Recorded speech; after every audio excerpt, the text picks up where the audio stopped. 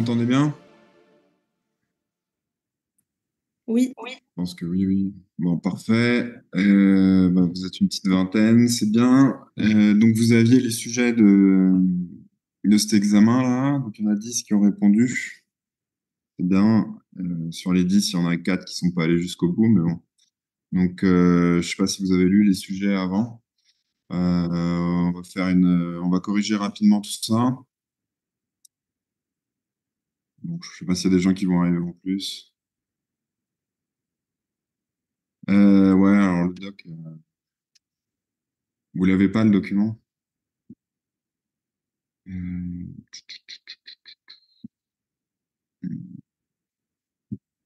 Désolé.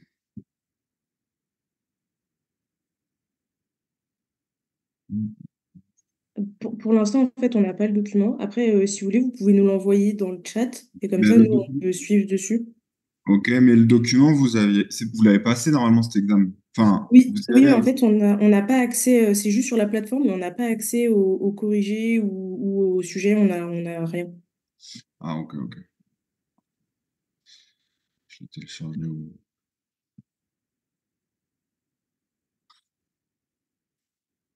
Hum. Hum.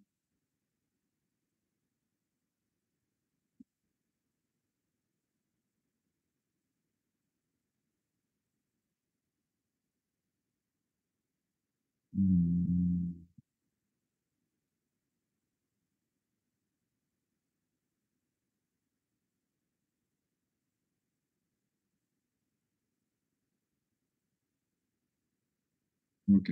Je vous laisse le temps de le télécharger. Hop là.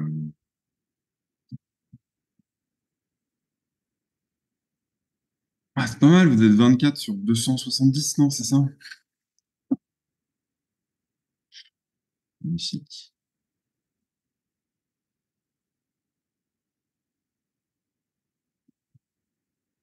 Ok,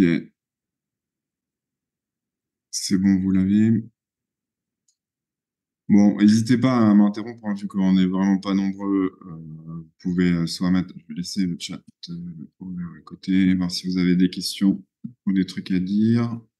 Et puis, n'hésitez pas à poser vos questions, parce que bon, autant que ce soit un peu interactif, c'est censé être 3 heures, je pense pas que ça durera jusqu'à 17 heures, mais bon, n'hésitez pas à m'interrompre. Donc déjà, moi, j'ai fait passer les échos, là, il y a pas longtemps. Un des gros défauts que vous avez, mais que tous les étudiants ont globalement, c'est de mal lire les sujets, que ce soit par le stress ou par la volonté d'aller vite, de vite lire les questions. En fait, faut que chaque item que vous voyez dans le sujet, il apporte quelque chose. Et en fait, faut bien tout mettre faut bien analyser chaque point pour bien comprendre ce qu'on vous demande. Donc là, pour ce sujet, vous êtes interne d'orthopédie, d'accord? Donc c'est différent si vous êtes orthopédiste, si vous êtes urgentiste, si vous êtes médecin de ville, si vous êtes au SAMU au bord de la route. Donc ça, c'est un point important à prendre en compte. Donc là, vous êtes en milieu hospitalier et vous êtes le spécialiste. Le réanimateur, il vous appelle pour un patient qu'il a admis suite à un accident de la voie publique, présente une douleur. Donc la jambe gauche, faites attention aux côtés aussi, hein, jambe gauche et cuisse droite. Donc, a priori, tibia gauche, fémur droit. Il présente également traumatisme crânien grave. Ça, c'est important aussi. Traumatisme crânien grave, vous imaginez bien que c'est plus important que la fracture de jambe. Il s'agit d'un accident de scooter. Donc, accident de scooter en se rendant sur son lieu de travail. Donc, ça peut déboucher à de la santé publique. C'est important, c'est souvent des dernières questions. En se rendant sur son lieu de travail, c'est un accident de travail. Donc, ça sera à prendre en compte. Souvent, il y a une petite question à la fin du sujet de santé publique. Il y a même eu des ECN où il y avait des questions complètes, des dossiers complets de santé publique. Donc, le lieu de travail, c'est important. Bon, vous retrouvez une déformation de la jambe gauche, une plaie de 3 cm. Donc, ça, c'est important. Donc, fracture ouverte de jambe gauche sans dégâts extensifs des parties molles. Ok, vous avez demandé un bilan radio complet. Donc là, fracture, donc, bifocale des deux os de la jambe. Non. Pourquoi?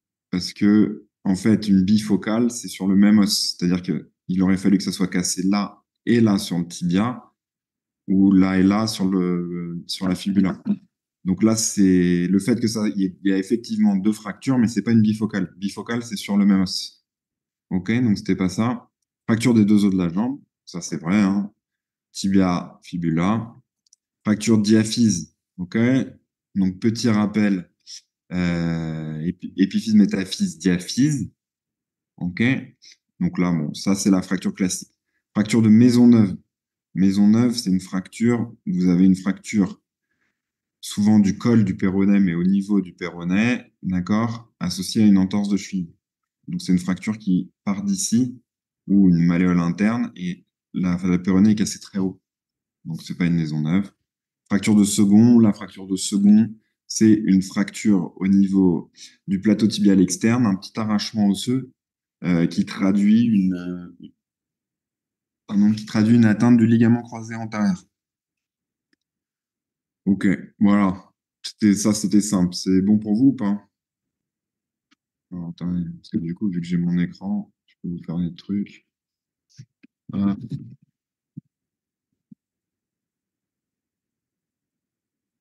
Hum. Ah merde, c'est pas. Bon, vous savez ça, métaphyse, épiphyse, diaphyse, hein. Ok? Ça, c'est important, on va vous le demander à chaque fois. Attendez, je vais vous le trouver. Si vous vous en souvenir. Voilà. Épiphyse, métaphyse, diaphyse. Ok?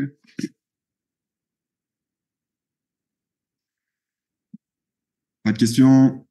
Allez, on enchaîne. Alors, que constatez-vous sur le cliché de la question 1? Déplacement en varus, en valgus, en rotation, récurvatum, en flexion. Donc, varus, valgus. Donc, ça, c'est l'axe normal de la jambe. Ok? Ça, c'est l'axe normal de la jambe. Donc, si on trace ce trait, le déplacement ici, c'est en varus. Déplacement là, c'est en valgus. Pour une jambe, hein, si vous avez du mal à voir, c'est le péroné, il est en externe. Ça, c'est la partie externe, donc c'est une jambe gauche, hein. La jambe droite, elle est censée être là. Donc, quand ça part dans cet axe, c'est un valgus. Quand ça part dans l'autre axe, c'est un varus. Tout ce qui est rotation compliqué à évaluer sur des clichés radiologiques. De toute façon, donc ça sera a priori jamais cette réponse. Et flessum recurvatum, donc ça, c'est sur le profil. Donc là, comme vous avez qu'une radio de face, vous ne pouvez pas dire si c'est un recurvatum ou un flessum. Parmi les propositions suivantes, concernant la prise en charge, donc immobilisation, donc ça, de toute façon, toute fracture doit être immobilisée, à visée antalgique afin de diminuer les emboles.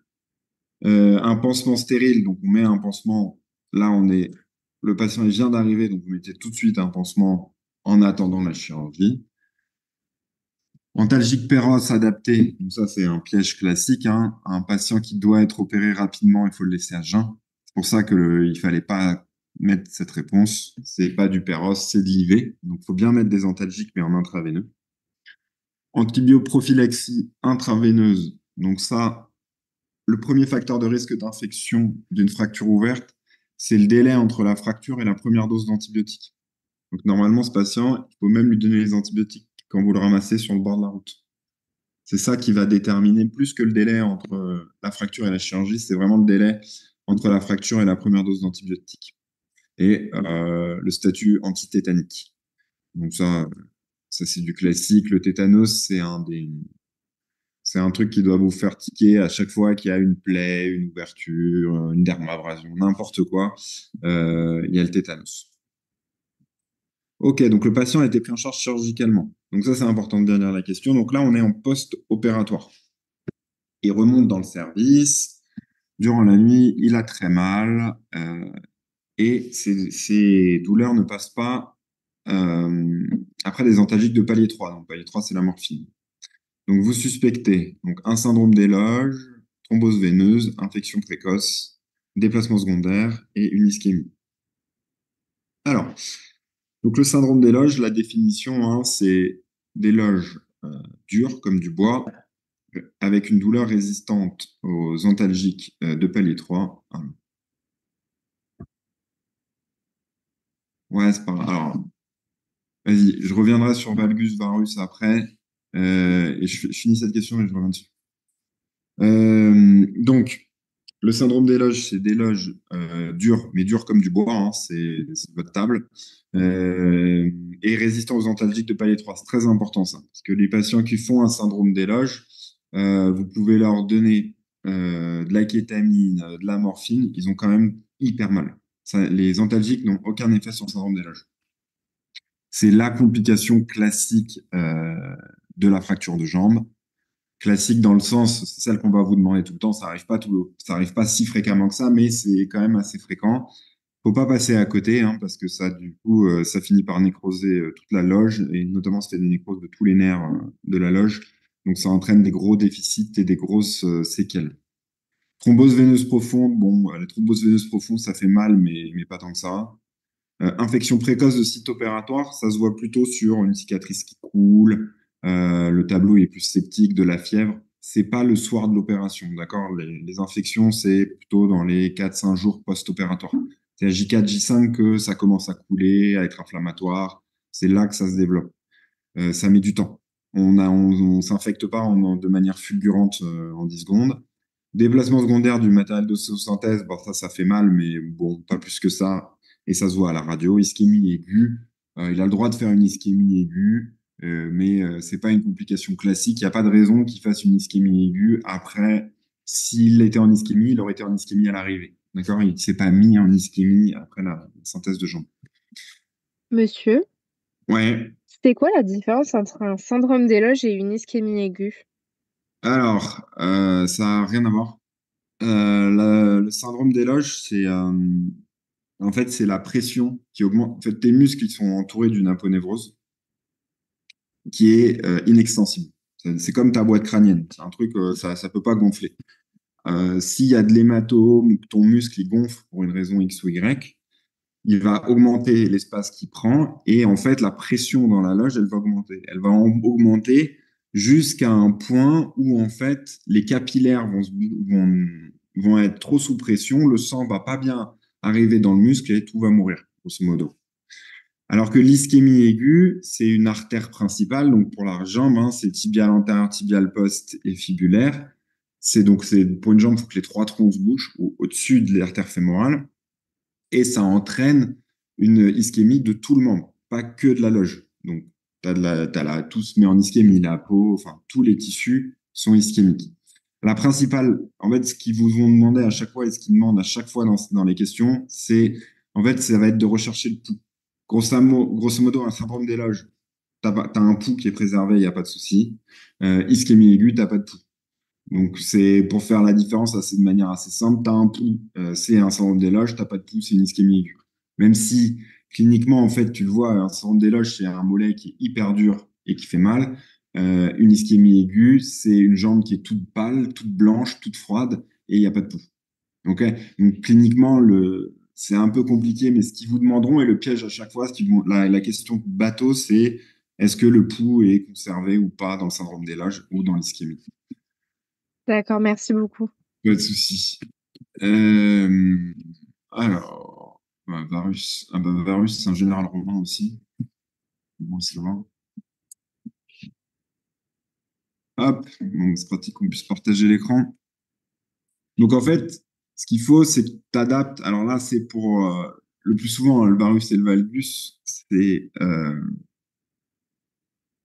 de. C'est au niveau des genoux, hein, c'est par rapport à l'HKA. Pour savoir si tu as un génuvalgum ou un génuvarum. On ne pas plus beau schéma. Ouais. Bon, voilà. Je sais pas si vous voyez bien. Donc, en gros, vous avez l'axe du membre, d'accord? Quand, quand ça dévie en dehors au niveau du point d'intérêt, là, c'est du varus, là, c'est du valgus. OK? Instant, alors, attends, je finis de te répondre. Je finis avec ça.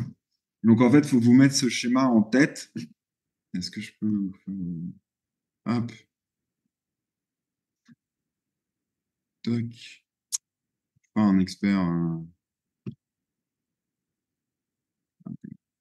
Donc, là, tu vois, tu as ton axe comme ça. Là, ça fait.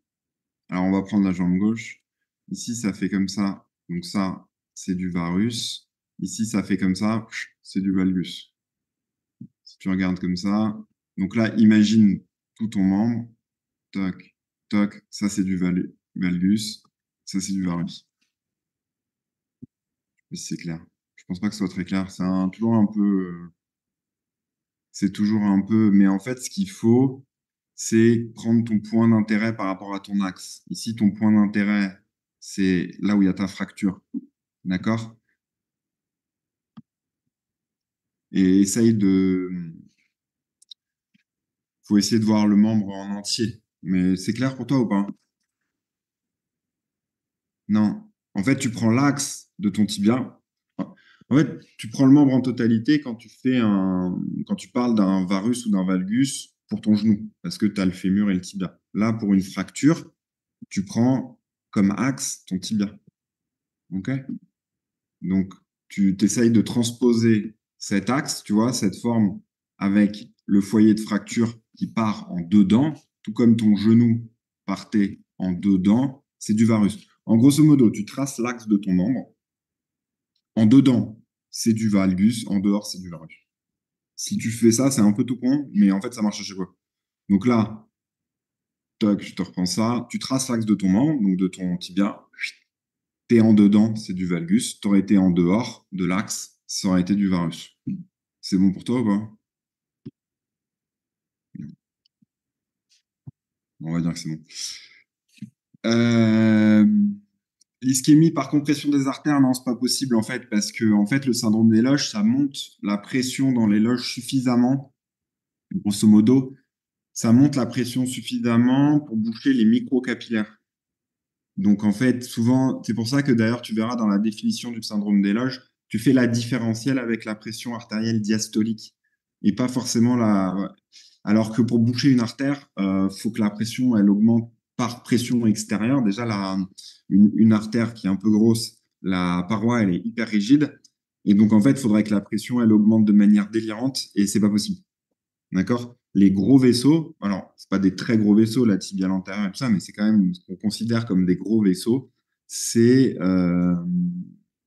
la pression, elle peut pas augmenter assez dans la loge pour le boucher. D'accord? Et notamment, en plus, la loge, par exemple, dans la loge postérieure, t'as pas les trois axes de jambes. D'accord? Donc, en fait, même si tu bouches un de tes trois axes de jambes, bah, tu as les deux autres qui passent, tu vois. C'est pour ça que c'est très compliqué, en plus, d'avoir des ischémies de membres sur des lésions vasculaires de la jambe, parce que dans la jambe, tu en as trois. Tu as trois axes qui peuvent. Donc, en fait, c'est rarement dans la jambe. Après, ça peut être des cas particuliers. Soit il a eu un accident, il s'est sectionné une artère, enfin, ou alors il est hyper artéritique chez les vieux. Il n'y a plus qu'une artère qui passe parce que les autres, elles sont déjà bouchées de longue date. Voilà. Mais chez un jeune, normalement, tu as trois axes. Donc, par un traumatisme de la jambe, c'est quasiment impossible d'être en ischémie. Par contre, au niveau fémoral, tu n'as que l'artère fémorale. Au niveau de la cuisse, tu n'as que l'artère fémorale qui va donner ces trois artères. Donc, si tu as une lésion de l'artère fémorale, là, la superficielle, hein, la profonde, elle s'arrête dans le quadriceps. Là, là, tu peux finir en ischémie. Mais le syndrome des loges, la pression augmente pas assez pour boucher les artères. Donc, en fait, c'est vraiment un mécanisme sur les capillaires. Les capillaires qui sont beaucoup moins rigides. Et donc, voilà. Donc, en fait, c'est pour ça, c'est un mécanisme ischémique, mais c'est pas de l'ischémie. C'est ça qui est important à comprendre pour la logique de la chose. Ok, il n'y avait pas d'autisme. Non, c'est bon pour toi, le syndrome des loges? Ok. Ouais, nickel. Allez, on continue. Alors, donc là, on a fait le post-op. Donc, ouais, le post-op, c'est des loges. L'infection, c'était pas ça. Donc, les signes cliniques en faveur, d'accord, c'est une pression sup à la diastolique uniquement. Alors, c'est pas sup, c'est le différentiel, mais grosso modo, c'est ça. Mais tu regarderas là, il y a la définition exacte, je l'ai plus sous les yeux. Il y en a qui disent, en fait, il y a plusieurs définitions pour ça en des loges, personne n'est d'accord dessus. Il y en a qui disent que c'est une pression dans les loges supérieure à 20, d'autres 30, d'autres 40. Et il y en a qui disent c'est une différentielle entre la diastolique et la systolique inférieure à la diastolique et la pression des loges inférieure à 40. Mais du coup, en fait, c'est des pressions de l'ordre de, tu vois, entre 30 et supérieur à 30. C'est pas des pressions à 150 ou à 160 comme dans une artère. Donc, c'est des pressions beaucoup plus basses. Et de toute façon, tu n'as pas les artères qui passent dedans dans la loge post toutes. Donc, tu fais pas une ischémie sur ça. Le syndrome des loges. Donc, qu'est-ce qu'il faut pour t'aider dans la démarche diagnostique? Donc, la radio de jambe, bah, on s'en fout. L'écho de Doppler. Bon, alors ça, c'est vicieux comme question parce que ça dépendait un peu de. Bah non, ça dépendait pas tant que ça de ce que vous aviez répondu à celle d'avant. Mais bon. Le Doppler veineux, bon, ça, c'est pour la thrombose veineuse profonde. Pression dans les loges intramusculaires. Donc, ça, c'est ce que je viens de te dire. On a des petits capteurs qu'on met dans la loge et on mesure la pression. Scanner de la jambe, ça sert à rien pour le syndrome des loges. Et réévaluation clinique dans les 10-20 minutes, ouais. Ça, c'est un peu tricky comme question parce que bon, il y en a qui diront, ouais, c'est une urgence, il faut aller l'opérer tout de suite et lui fendre les loges tout de suite. D'aucuns diront que tu peux attendre à 5-10 minutes, voir un peu comment ça évolue avec les antalgiques. Bon, pas très intéressante, juste prise de pression dans les loges. Ok. Alors, donc là, vous avez mis ce dispositif à l'intérieur de l'os. Il est très beau. C'est pas la même fracture d'ailleurs. Parce que le péroné n'est pas cassé. Alors, donc l'évolution est favorable, le patient sort, vous faites la radio de contrôle. Qu'est-ce que vous avez fait? Donc, il s'agit d'une chirurgie prothétique. Alors, non, mais pas d'écho-doppler. Ouais. J'ai dit écho-doppler. Non, non, pas d'écho-doppler. Hein. Pas d'écho-doppler. La prise de pression dans les loges, c'est un bon facteur quand même, parce qu'en fait, tu mets une aiguille dans la loge avec en réanimation, ils ont ça. Euh, En fait, oui, mais la prise de pression, enfin, en réanimation, c'est une aiguille, tu fais spoc, tu la plantes dans la cuisse du malade, ça prend à peu près, enfin, dans la jambe, ça prend 10 secondes. Donc c'est pas mal quand même de documenter, mais normalement, effectivement, c'est un diagnostic clinique. Mais dans la vraie vie, tu prends la pression. Voilà. Alors, donc, chirurgie prothétique, bah non, non, les prothèses, c'est dans les articulations. On verra tout à l'heure, il y a des radios de prothèses. Alors, vous connaissez la différence entre une ostéosynthèse à foyer ouvert et foyer fermé ou pas? Non. Souvent, vous connaissez pas ça. Ouais. Foyer ouvert, en fait, ce qu'il faut regarder, c'est où sont les cicatrices. Ok? Si. Alors là, c'est salaud parce qu'ils n'ont pas mis les agrafes, donc vous savez pas où sont les cicatrices, donc il faut connaître. Grosso modo, si vous avez. Ouais, c'est salaud. Mais bon, faut connaître le dispositif. En fait, foyer ouvert, c'est donc vous avez ouvert au niveau du foyer de fracture. Donc souvent, c'est pour mettre une plaque. Donc c'est quand vous avez une plaque avec plein de vis. Là, ce dispositif, c'est des enclouages centromédulaires. Donc en fait, vous ouvrez au niveau de la rotule, du tendon rotulien, et vous passez par votre clou. Donc jamais, en fait, vous n'ouvrez le foyer de fracture. Donc vous n'exposez pas le foyer de fracture. Un des gros avantages, c'est que vous conservez l'hématome périfracturaire qui est plein de facteurs de croissance, de consolidation. Et donc, ce type de synthèse, il a un avantage, c'est qu'il a une meilleure taux de consolidation que les fractures à foyer ouvert. Plus vous évitez tous les problèmes cutanés parce que vous êtes à distance du traumatisme, donc la peau, elle est en meilleur état. Et vous avez moins de risques de problèmes de cicatrices. Et enfin, le dernier avantage, c'est que c'est quelque chose de très rigide. Du coup, vous pouvez reprendre l'appui plus précocement. Biomécaniquement, c'est mieux qu'une plaque. Voilà, donc foyer ouvert, c'est vous avez dû ouvrir le foyer pour mettre vos implants. Foyer fermé, c'est vous êtes passé à distance. Enclouage centromédulaire, donc là, parce que vous êtes en centromédulaire, ça veut dire à l'intérieur de l'os. Il s'agit d'une plaque, donc non, c'est pas une plaque. Donc non, je vous l'ai déjà dit. Les avantages, donc préservation de l'hématome, diminution du risque infectieux, hein, la peau, ça cicatrise mieux, donc vous diminuez. Augmentation du risque de syndrome de loge. Bah, c'est pas un avantage d'augmenter le risque de syndrome de loge. Ça, c'était dans la réponse, ça a été dans la question. Diminution du risque de pseudarthrose. Donc, pseudarthrose, c'est retard de consolidation, non-consolidation. Plus de 2 fois le délai de consolidation, hein. Donc ça, le fait d'avoir gardé l'hématome, ça évite les pseudarthroses. Diminution du risque de syndrome des loges, ça ne le diminue pas non plus, hein. D'accord? Voire le fait de ne pas ouvrir, bah, ça l'augmente parce que parfois, en mettant une plaque, comme vous ouvrez, vous fendez un peu les loges de manière volontaire ou involontaire et du coup, ça diminue la pression interne des loges. Ok, c'est bon pour le premier sujet?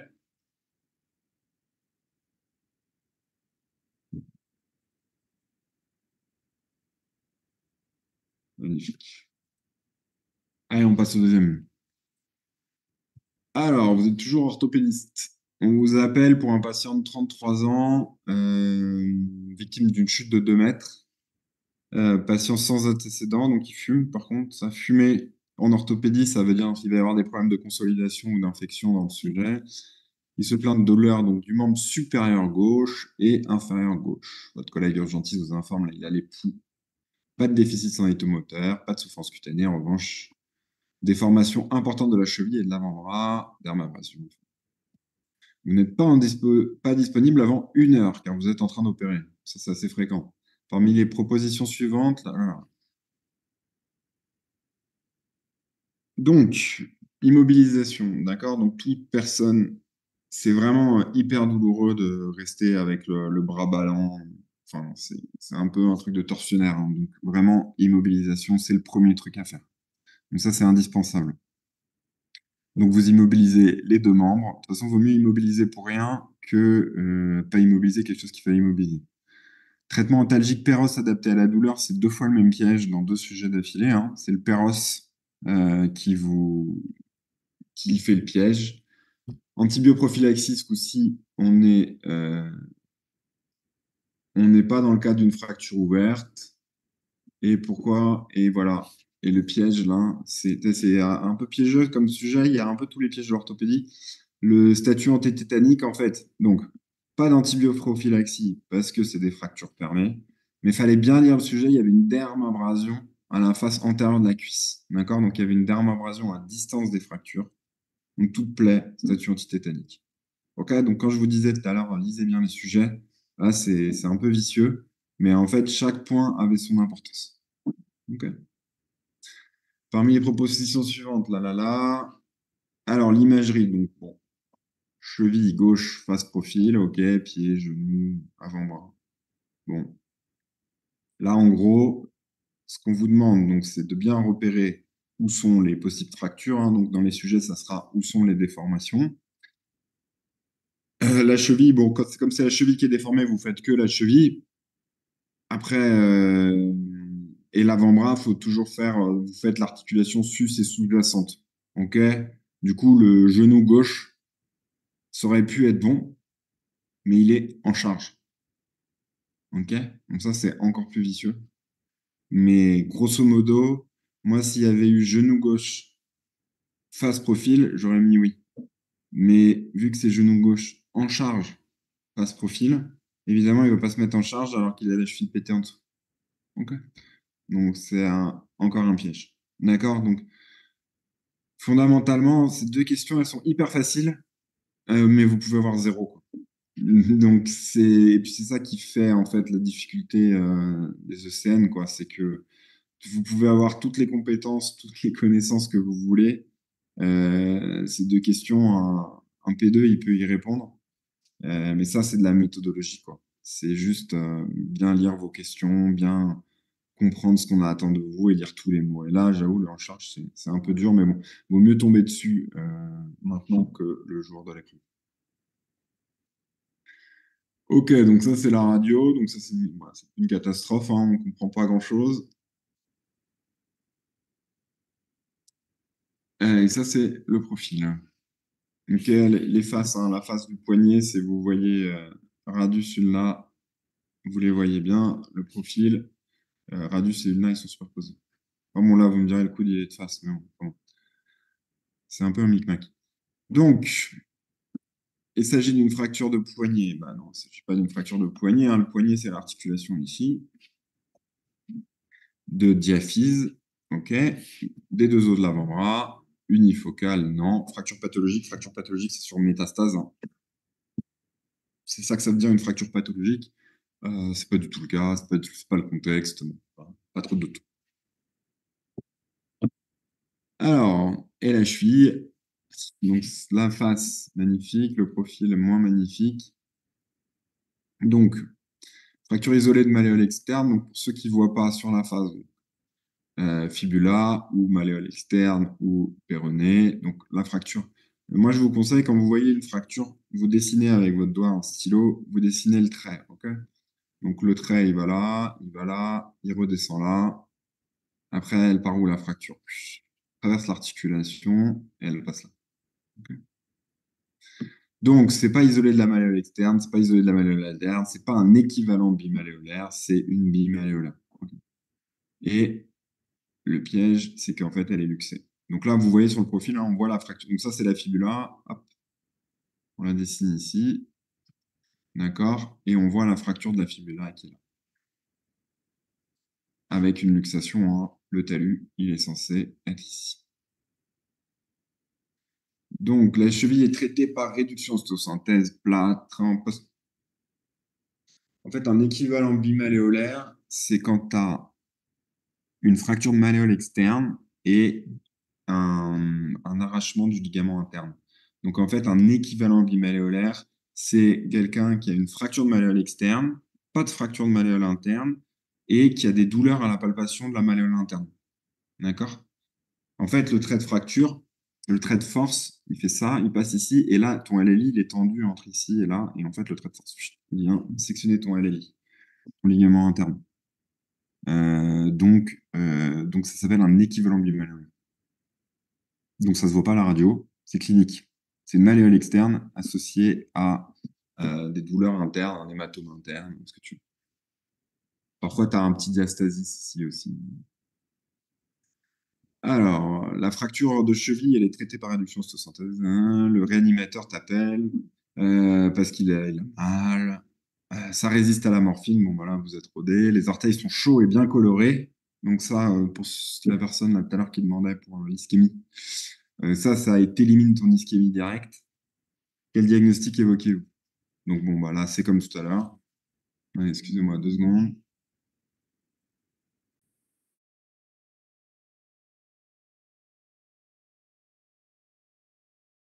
Ok. Alors, donc, la nécrose cutanée, ouais, ça fait mal, mais bon, c'est pas le tableau. Grosso modo, vous voyez résistant à la morphine, c'est syndrome de Loge. Donc, la question, c'est exactement la même que tout à l'heure. Donc, voilà, pas trop d'intérêt. Oh, excusez-moi.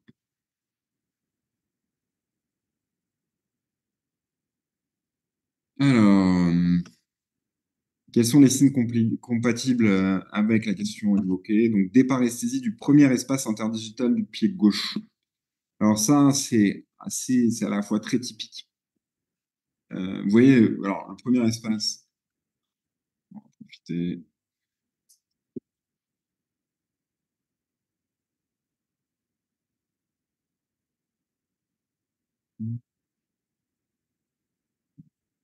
Ah, attendez, je vais essayer de vous montrer parce que ça, c'est un peu important.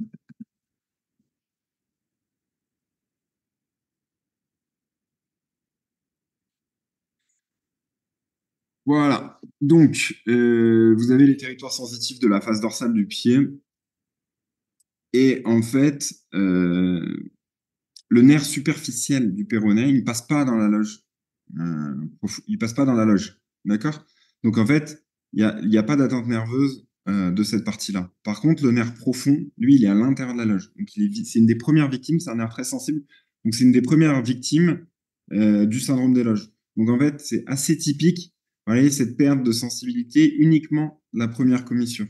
Donc, c'est vraiment ça qu'il va falloir aller chercher. C'est un très bon signe clinique qui va en faveur du syndrome des loges et qui est à la fois bon signe clinique et à la fois critère de gravité parce que ça veut dire qu'il y a déjà un début d'atteinte nerveuse.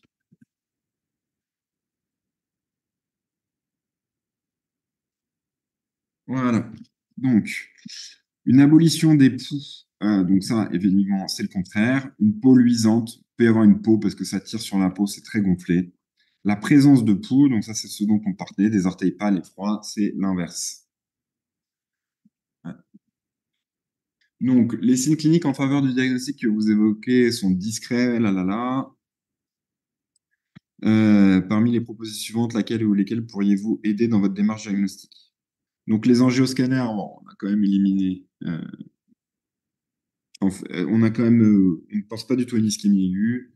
Tout est discret en fait. Donc, une jambe douloureuse après une fracture de cheville, mais pas si douloureuse que ça, sans aucun signe de syndrome des loges. Bon, bah, ce que vous pensez, c'est soit une thrombose veineuse profonde, soit une pure évaluation. Ouais, c'est toujours bon. En gros, là, ce qu'ils essayent de vous dire, c'est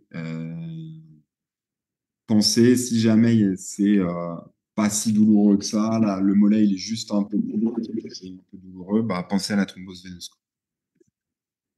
C'est ça qu'on essaye de vous dire.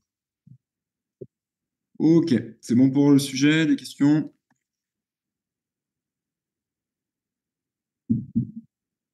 Monsieur, pourquoi c'était luisant la jambe du coup? En fait, quand la jambe elle est très gonflée, parce que le syndrome des loges, donc c'est la jambe elle devient dure et tout, donc ça fait une peau un peu luisante. C'est pas hyper typique. C'est pas le truc qu'il faut rechercher. Mais effectivement, ça D'accord. peut faire ça. C'est pas hyper important. D'accord, merci beaucoup. Il y a d'autres questions ou pas? Ok. Allez, on passe à la suite. Donc là, vous êtes toujours orthopédiste, donc pareil, hein, vous n'êtes pas urgentiste, donc c'est important de bien lire. C'est votre jour de consultation et vous reprenez les dossiers de l'un de vos collègues. Donc 31 ans, suivi post-op et bilan d'imagerie. Bilan initial, hein. C'était comme ça à la base, ok, donc comme d'hab, la même fracture que tout à l'heure, le profil. Alors, donc qu'est-ce qu'il s'agissait de fracture? Donc, c'était une fracture de jambe diaphysaire, ok, donc c'est la même. Pourquoi c'est pas une spire? Hop, comme ça, hein, c'est horizontal. Ok, une spire, ça fait comme ça.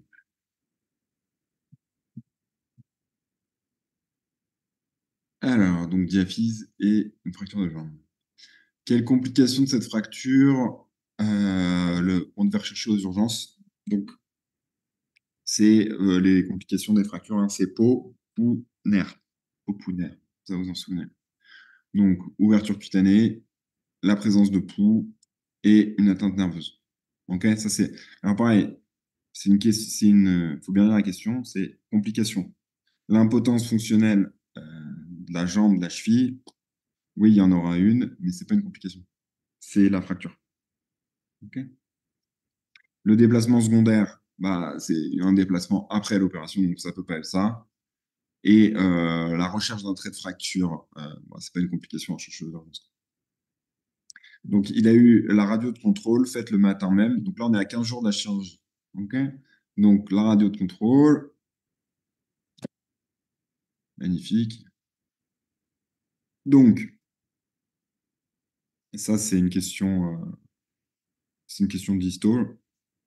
Donc ça, c'est en fonction des délais, phase de prolifération, et donc cal fibrocartilagineux et au stade de calme. Ok. Donc ça, c'est du cours. Quelles sont là où les réponses exactes concernant l'ostéosynthèse que vous avez réalisée?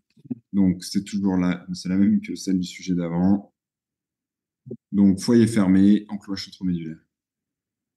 Donc, les avantages, ça préserve l'hématome, ça reprend l'appui précoce et on limite le risque infectieux. Quelles sont les complications pouvant survenir suite à ce type d'ostéosynthèse? Donc, l'infection du site opératoire, toute chirurgie, de toute façon, n'importe quoi, c'est une prothèse, une plaie, tout s'infecte. Ok, donc infection du site opératoire. Pseudarthrose, donc pseudarthrose, c'est non-consolidation à 2 fois le délai de consolidation. Donc, sinon, si c'est plutôt, c'est un retard de consolidation. Ça donne pseudarthrose à partir de 6 mois.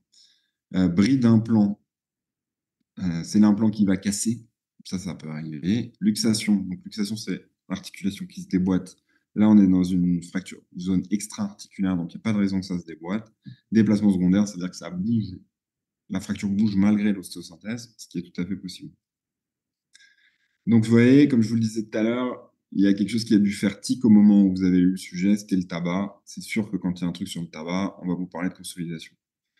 Donc, les critères pouvant influencer la consolidation, bah là, je vois, les jeunes, ils consolident mieux, les enfants, ils consolident de manière assez miraculeuse. Le tabac, ça retarde la consolidation. La thrombose, bon, évidemment, ça n'a pas d'effet. Euh, le siège, d'accord, donc les métaphyses, c'est l'os spongieux qui consolide très bien. Donc, métaphyse, épiphyse, ça consolide vite. Diaphyse, ça consolide plus lent. Et stabilité de l'ostéosynthèse, ça influence la consolidation. Donc ça, c'est un peu vicieux. Je pense pas que ça puisse tomber aux ECN comme type de question. Mais en fait, si vous avez une ostéosynthèse qui est trop rigide, qu'il n'y a pas de micro-mobilité, le corps, en fait, il est fait pour consolider au Moyen-Âge. Donc, quand il n'y avait pas de clous et quand il n'y avait pas de plaques.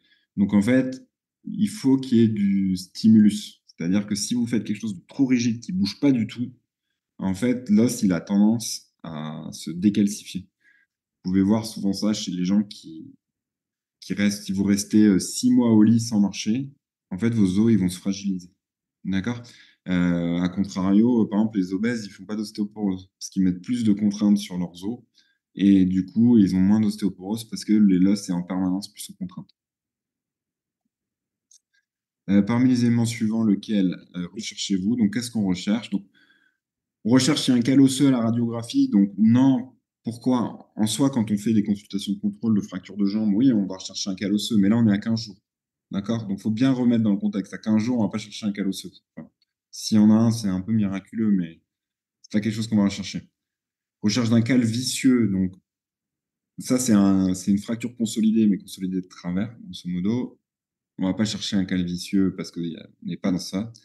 Recherche d'un déplacement secondaire. Donc là, ça n'a pas consolidé, ça a pu bouger. Donc ça, c'est important parce que du coup, c'est là qu'on voit, c'est à J15 qu'on voit les déplacements secondaires. En plus, ce qui est important, c'est que quand on a un cal vicieux, ça veut dire que ça a fait un déplacement secondaire qui a ensuite consolidé de travers. Si vous voulez le remettre droit, il faut tout recasser pour remettre droit. Là, on est à J15, c'est pas encore solide. Donc, si jamais il y a un déplacement secondaire, vous pouvez réopérer le malade, vous êtes encore dans les délais. C'est pour ça qu'il y a pas mal de traitements orthopédiques qu'on aime bien revoir à 1 semaine, 10 jours, parce que il n'y a pas encore de consolidation, donc vous pouvez encore rattraper le coup sans que ça soit trop compliqué. Recherche d'un écoulement de cicatrice toujours, hein, on cherche une infection. Et pseudarthrose, ben, on n'est pas à 2 fois le délai de consolidation, donc c'est pas la date de la pseudarthrose. Ok, est-ce que vous avez des questions?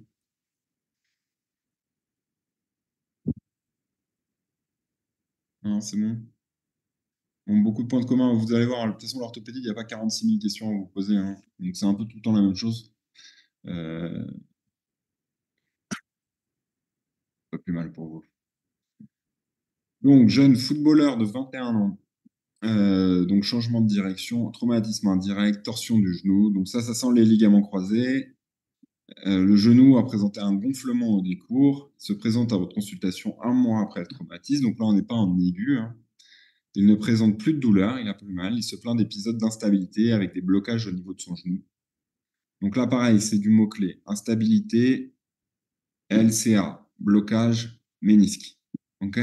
Avec ça, vous pouvez savoir les deux. Voici la radio et voici une coupe de l'IRM. Alors, interpréter un IRM sur une seule coupe, c'est pas facile. Et voilà. Donc, alors, on va vous montrer. Donc, en fait, on va faire un peu d'imagerie. Donc, sur l'IRM, là,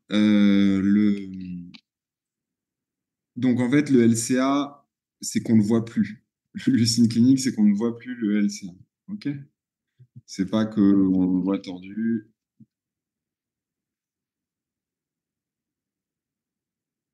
Voilà, c'est pas la même séquence. Attendez, je vais essayer de trouver la séquence.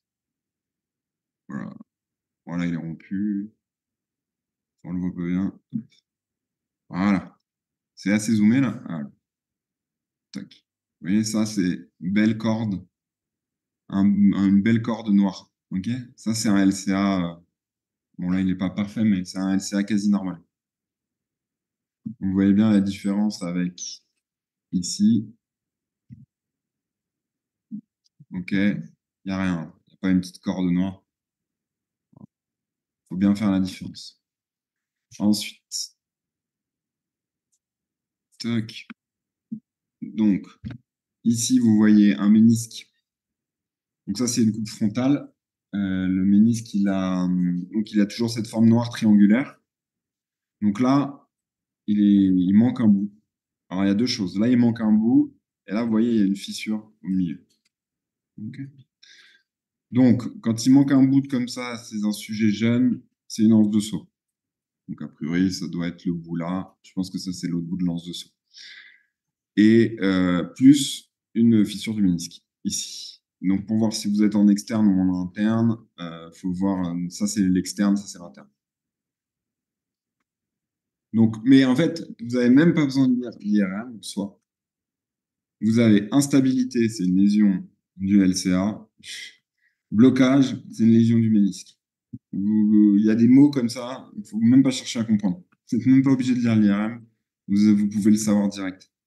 Bon, après, l'IRM vous aide, mais c'est très compliqué de lire une IRM de genou. C'est plusieurs années d'orthopédie ou de radiologie pour bien lire une IRM de genou, donc on ne s'attend pas. Donc à chaque fois, ça sera des grosses lésions avec des symptômes typiques. D'accord? Donc là, ça confirme juste. Donc rupture de ligament croisé antérieur, rupture de ligament croisé poste. Alors est-ce qu'on voit? Non, là, on ne voit pas le poste. C'est très compliqué les IRM. Le croisé poste, je vais vous le montrer.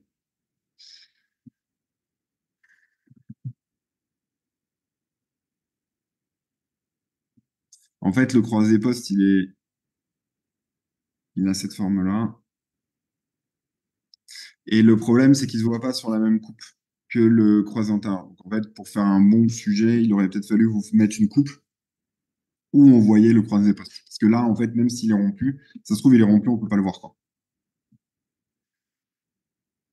Donc, lésion du ménisque latéral. Donc, ouais, la lésion latérale, hein, on l'a vu, c'est le ménisque. Il est comme ça. Donc, c'est ça, hein, la lésion du ménisque latéral. C'est ça, hein. Fracture du plateau tibial, non, pas de fracture. Fracture de second. Donc, 5 propositions vraies parmi les suivantes. Le grinding text permet l'exploration des pivots centrales. Donc, le grinding test, profitez en même temps.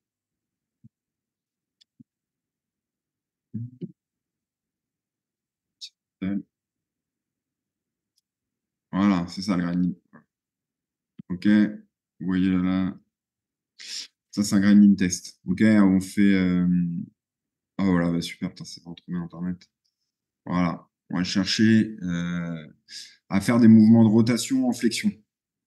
Bon, vous n'êtes pas obligé de mettre votre genou sur sa cuisse, ça fait super mal, mais c'est un peu une mode. Le grinding sec permet l'exploration des structures méniscales. Effectivement, si ça fait mal, on peut suspecter une atteinte méniscale. Le Lachman s'effectue en appliquant un tiroir. Donc, bah, c'est parfait. Tiens, je vais vous faire tous les tests. Donc, n'hésitez pas, hein. Franchement, sur Internet, il y a des vidéos qui sont vraiment bien. Voilà. Alors, ouais, non, c'est pas ouf. Ouais, lui, il le fait mal. Voilà. Donc, c'est ça, le Lachman. Je sais pas si ça se zoomé, mais bon. Rien vous interdit de taper le Lachman. Et donc, c'est faire un tiroir à 30 degrés.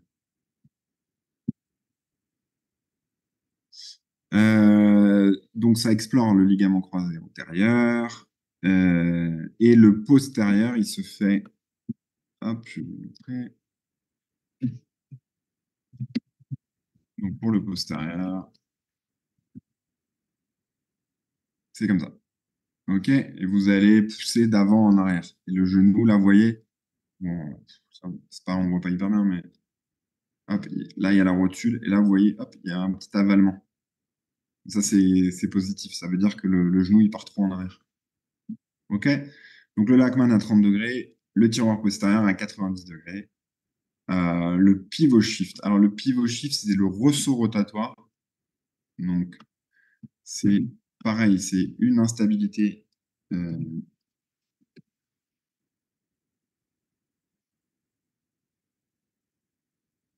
Ça, j'aimerais bien vous montrer.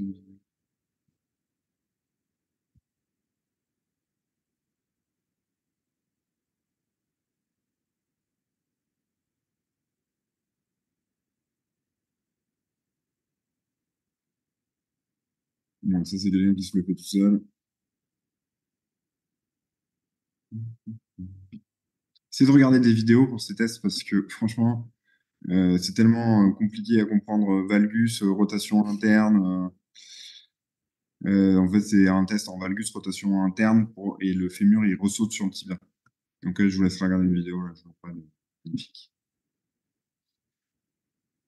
Alors, l'examen clinique du genou, c'est assez compliqué, hein. Faut comprendre, faut essayer de visualiser. Et voilà. Le jerk test pivot shift explore le ligament croisé postérieur. Donc, non. Le jerk test correspond à une subluxation rotatoire du plateau tibial latéral sur le condyle fémoral latéral. Oui. Compliqué. Se caractérise par la survenue d'un ressaut lors de la mise en flexion du genou en impliquant un mouvement de valgus et de rotation médiane du genou. Oui. La recherche d'une laxité en varus vous permet d'étudier le ligament collatéral médial. En varus, c'est le collatéral latéral. La présence de blocage éthémocratise une rupture du ligament croisé antérieur. Non, c'est une lésion méniscale. La manœuvre de Mac-Murray explore les sutures ligamentaires. Non. La présence d'un tiroir postérieur traduit la rupture du ligament croisé antérieur. Non. L'analyse de laxité du genou se fera uniquement sur le genou atteint. Alors, globalement, il y a des gens qui ont des tiroirs un peu plus importants, des laxités. Donc, en fait, il faut toujours examiner les deux parce qu'il y a des gens qui sont plus laxes que d'autres, quoi. Donc, ce qui compte, hein, c'est la différence par rapport au côté sain. L'examen clinique du genou se fait intégralement sur un patient décubitus dorsal. Donc, non, hein, il faut le mettre sur le ventre pour faire le jerk test. Ok, est-ce que des questions? Examen clinique du genou. Quand vous dites, enfin, vous avez dit que quand il y avait une instabilité, c'était le ligament croisé antérieur, mais si le ligament croisé postérieur, il était atteint, il n'y aurait pas une instabilité? Si, il y en a une, même si tu as n'importe quel ligament, tu as une atteinte. Mais en fait, un footballeur de 21 ans, par argument de fréquence, c'est un LCA. Toi, en fait, ce qu'il faut, c'est que quand vous lisiez un sujet, faut que vous arriviez à un moment où vous dites footer 21 ans en torse, LCA. Tu vois, en fait, il faut des trucs comme ça, s'il faut que ça aille droit. Je sais pas si tu vois ce que je veux dire. Il faut que ça fasse tic dans ta tête. Ouais, c'est le contexte qui fait que. On te dit, tu vois, moi, je vois un mec de 21 ans en consulte qui me dit, je me suis fait mal au foot, c'est un croisé. Après, Ok, parfois, c'est pas ça. Mais le foot, c'est le plus gros pourvoyeur de croisés. 21 ans, c'est l'âge pour se faire les croisés. Tu vois, oui, voilà, c'est le truc évident. Après, d'accord. ça peut ne pas être ça, faut pas non plus, mais bon, tu vois, juste en lisant le sujet, tu peux quand même. Et du coup, sauf si tu vois un beau ligament croisé ici on te met un beau ligament croisé que tu vois bien, auquel cas ça voudra dire que c'est pas ça. Mais tu vois, le fait d'avoir ça effet tic dans ta tête, tu vois ici qu'on voit pas de croix, tu vois ici, tu vois que tu vois un peu rien, tu fais bon, c'est bon, c'est les croisés, quoi. Ça confirme. En fait, l'imagerie, elle va permettre de confirmer ce que toi, tu as pensé direct. Et du coup, si c'est pas un croisé, en fait, qui veulent te piéger, déjà, c'est rare en fait qu'ils fassent des pièges à ce point-là. Et deuxièmement, ils vont te mettre un truc, genre une imagerie où tu vois très bien le croisé pour justement prouver que tu t'es trompé. Ok, Donc, et dans quel contexte on aurait les deux qui seraient rompus du coup? croisé antérieur et postérieur, Oui, bah si, par exemple, croisé postérieur, ça sera un. Alors, c'est rare qu'il y ait les deux en même temps parce que c'est pas les mêmes mécanismes. Mais un croisé postérieur, c'est surtout le syndrome du tableau de bord. Tu vois ce que c'est ou pas? oui, c'est quand ils mettent les pieds sur le tableau de bord et que du coup, quand il y a Non, un accident, ça. non, c'est pas ça. C'est pas Tu vois. ça? C'est en fait, tu as le genou fléchi. Oh, putain, ils ont le tableau de bord ici. Tu as le genou fléchi et ton genou, il vient taper dans le. En fait, tu es plié et ton tibia vient taper dans le tableau de bord et donc il part derrière en tiroir postérieur. C'est souvent ça, en fait.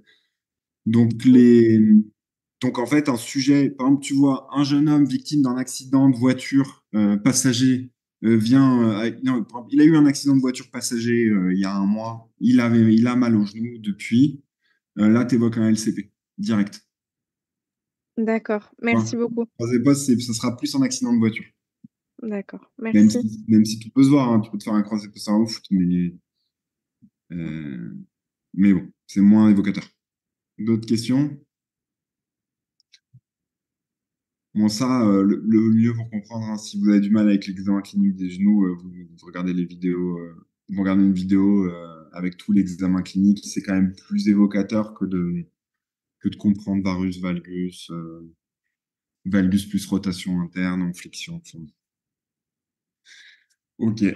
Alors, donc là, on change complètement. Donc là, on était sur du sujet jeune de 20-30 ans. Maintenant, on est sur du sujet de 80 ans. Donc là, ça n'a rien à voir le sujet. Donc là, 81 ans orthopédie, ça peut partir, ça part souvent après la classique, c'est la fracture du col.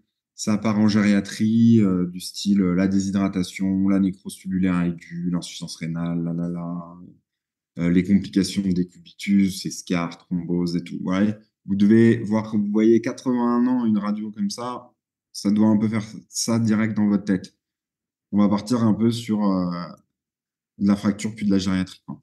Donc, chute de sa hauteur et présente une vive douleur de la hanche. Elle a pour antécédent HTA, insuffisance coronarienne, elle est sous anticoagulation curative. Bon, c'est la patiente un peu classique. Un autre truc à chercher dans le sujet aussi qu'ils adorent faire chez les vieux, c'est fracture du col et station au sol prolongée. Ça, c'est la grande classique. Ça fait fracture du col, station au sol prolongée, rhabdomyolyse, nécrose tubulaire aiguë sur la rhabdomyolyse. Et donc insuffisance rénale. Ça, c'est un sujet qu'ils adorent. Donc, mais c'est moins de l'orthopédie. Ça en est un peu, quoi. Donc le diagnostic, donc fracture du col fémoral droit, non. Fracture pertrocantarienne droite, non. Oui, pardon. Luxation postérieure de hanche, bah non. Fracture du cadre obturateur. Fracture de la diaphyse fémorale. Donc le cadre obturateur, c'est ici, hein. Donc comment on fait la différence? Alors déjà, vous regardez votre grand trochanter. La fracture elle est ici, hein, on est d'accord? Vous regardez votre grand trochanter, votre petit trochanter. C'est la première chose que vous faites. Si les deux, ils sont intacts, a priori, c'est une fracture du col. S'il y en a un des deux qui est bizarre, c'est une pertroque. Voilà, comme ça, si vous faites ça à peu près, vous ne pouvez pas trop vous tromper. Donc là, c'est une pertroque. Ah, pardon.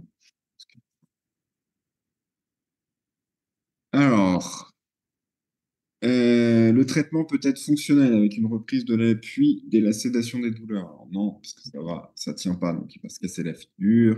Immobilisation des cubitus dorsales stricts le temps de la consolidation.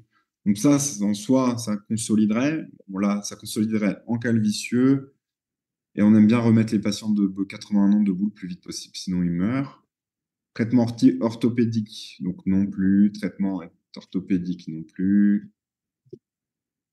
Traitement est orthopédique sans immobilisation, privation d'appui.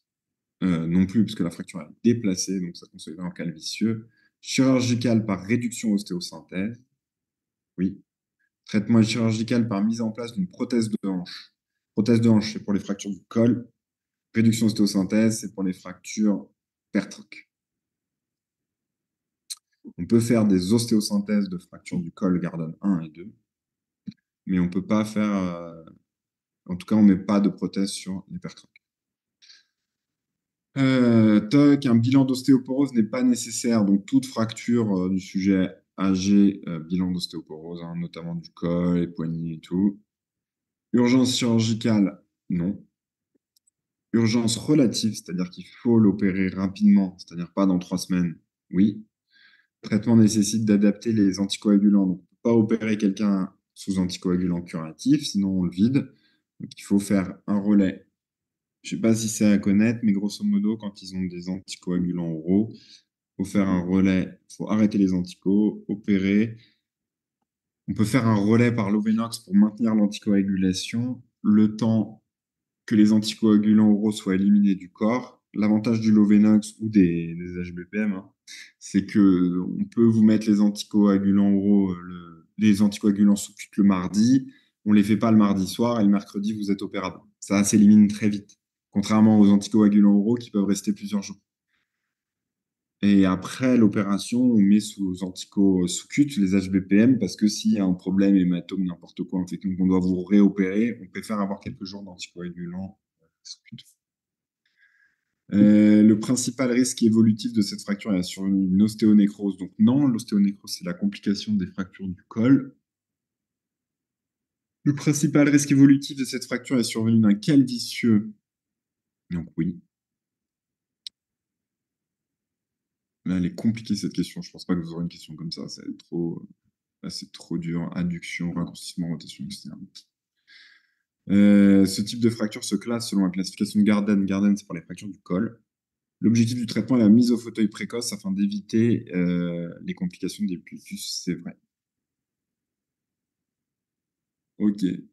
Des questions sur l'école et ça, l'école, les pertrocs et tout, c'est clair pour vous ou pas? Non, pardon. Est-ce que vous pouvez redire le traitement, la différence sujet jeune, âgé, en bref, Non. s'il vous plaît. Pertroc, c'est réduction de synthèse tout le temps. Jeune, âgé. Ok? Donc, déjà.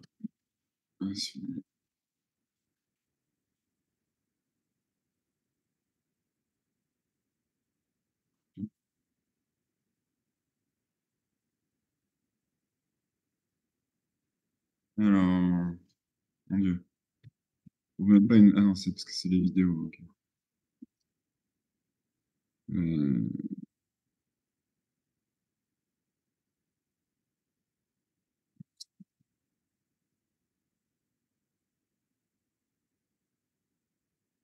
En fait, attendez, j'essaie de trouver une radio un peu correcte.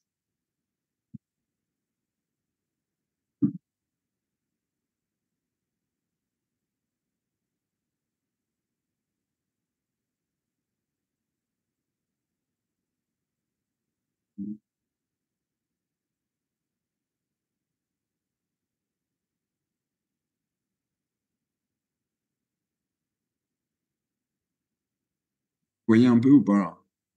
C'est pas hyper bien fait, mais ici on voit Garden 1, la tête elle s'est engrainée et elle a basculé en valgus. Elle a basculé vers l'avant. Ok? Garden 2, elle est cassée, mais elle n'a pas bougé du tout. Garden 3, elle a bougé légèrement. Et Garden 4, elle est complètement désengrainée. Grosso modo, ce qu'on vous donnera, c'est soit une Garden 4, soit une Garden 1. Comme ça, il n'y a pas trop de doute. Ou une Garden 2. Garden 1, 2, on voit que le col, on vous donnera rarement une Garden 3, grosso modo. Parce que la Garden 3, c'est toujours un peu vicieux, 3 à 4 et tout. Ça fait des problèmes et tout. Donc, on vous donnera une 1 ou une 2.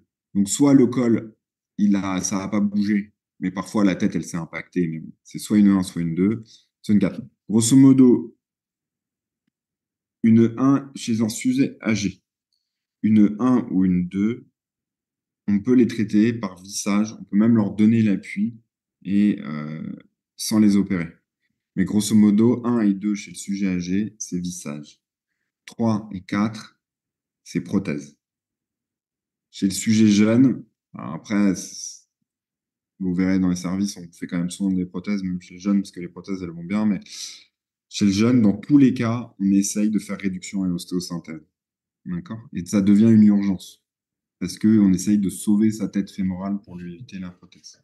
D'accord? Donc, pertroc, réduction ostéosynthèse pour tout le monde.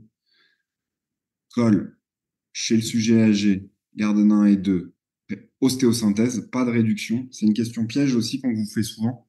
Parce que si vous faites une réduction sur une Garden 1, en fait, en réduisant la Garden 1, vous allez la transformer en Garden 4, parce que vous allez la désengrainer. Donc en fait, Garden 1 et 2, c'est ostéosynthèse seule, sans réduction. Chez le sujet jeune, 1 et 2, ostéosynthèse, 3 et 4, réduction ostéosynthèse. C'est bon ou pas?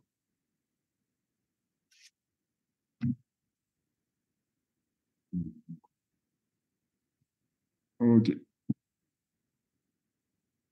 Alors, vous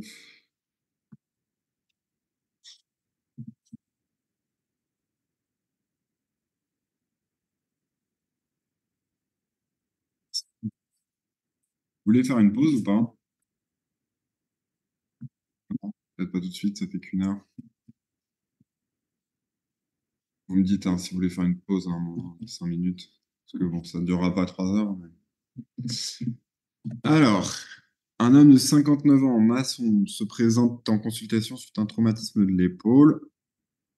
Donc, les mots, donc 59 ans. Donc là, on n'est pas chez le sujet jeune, pas chez la gériatrie. Traumatisme de l'épaule lors d'un effort de port de charge lourde. Donc, si les maçons portent de charge lourde, accident de travail, maladie professionnelle, reclassement professionnel, ça, pareil, ça peut partir en santé publique.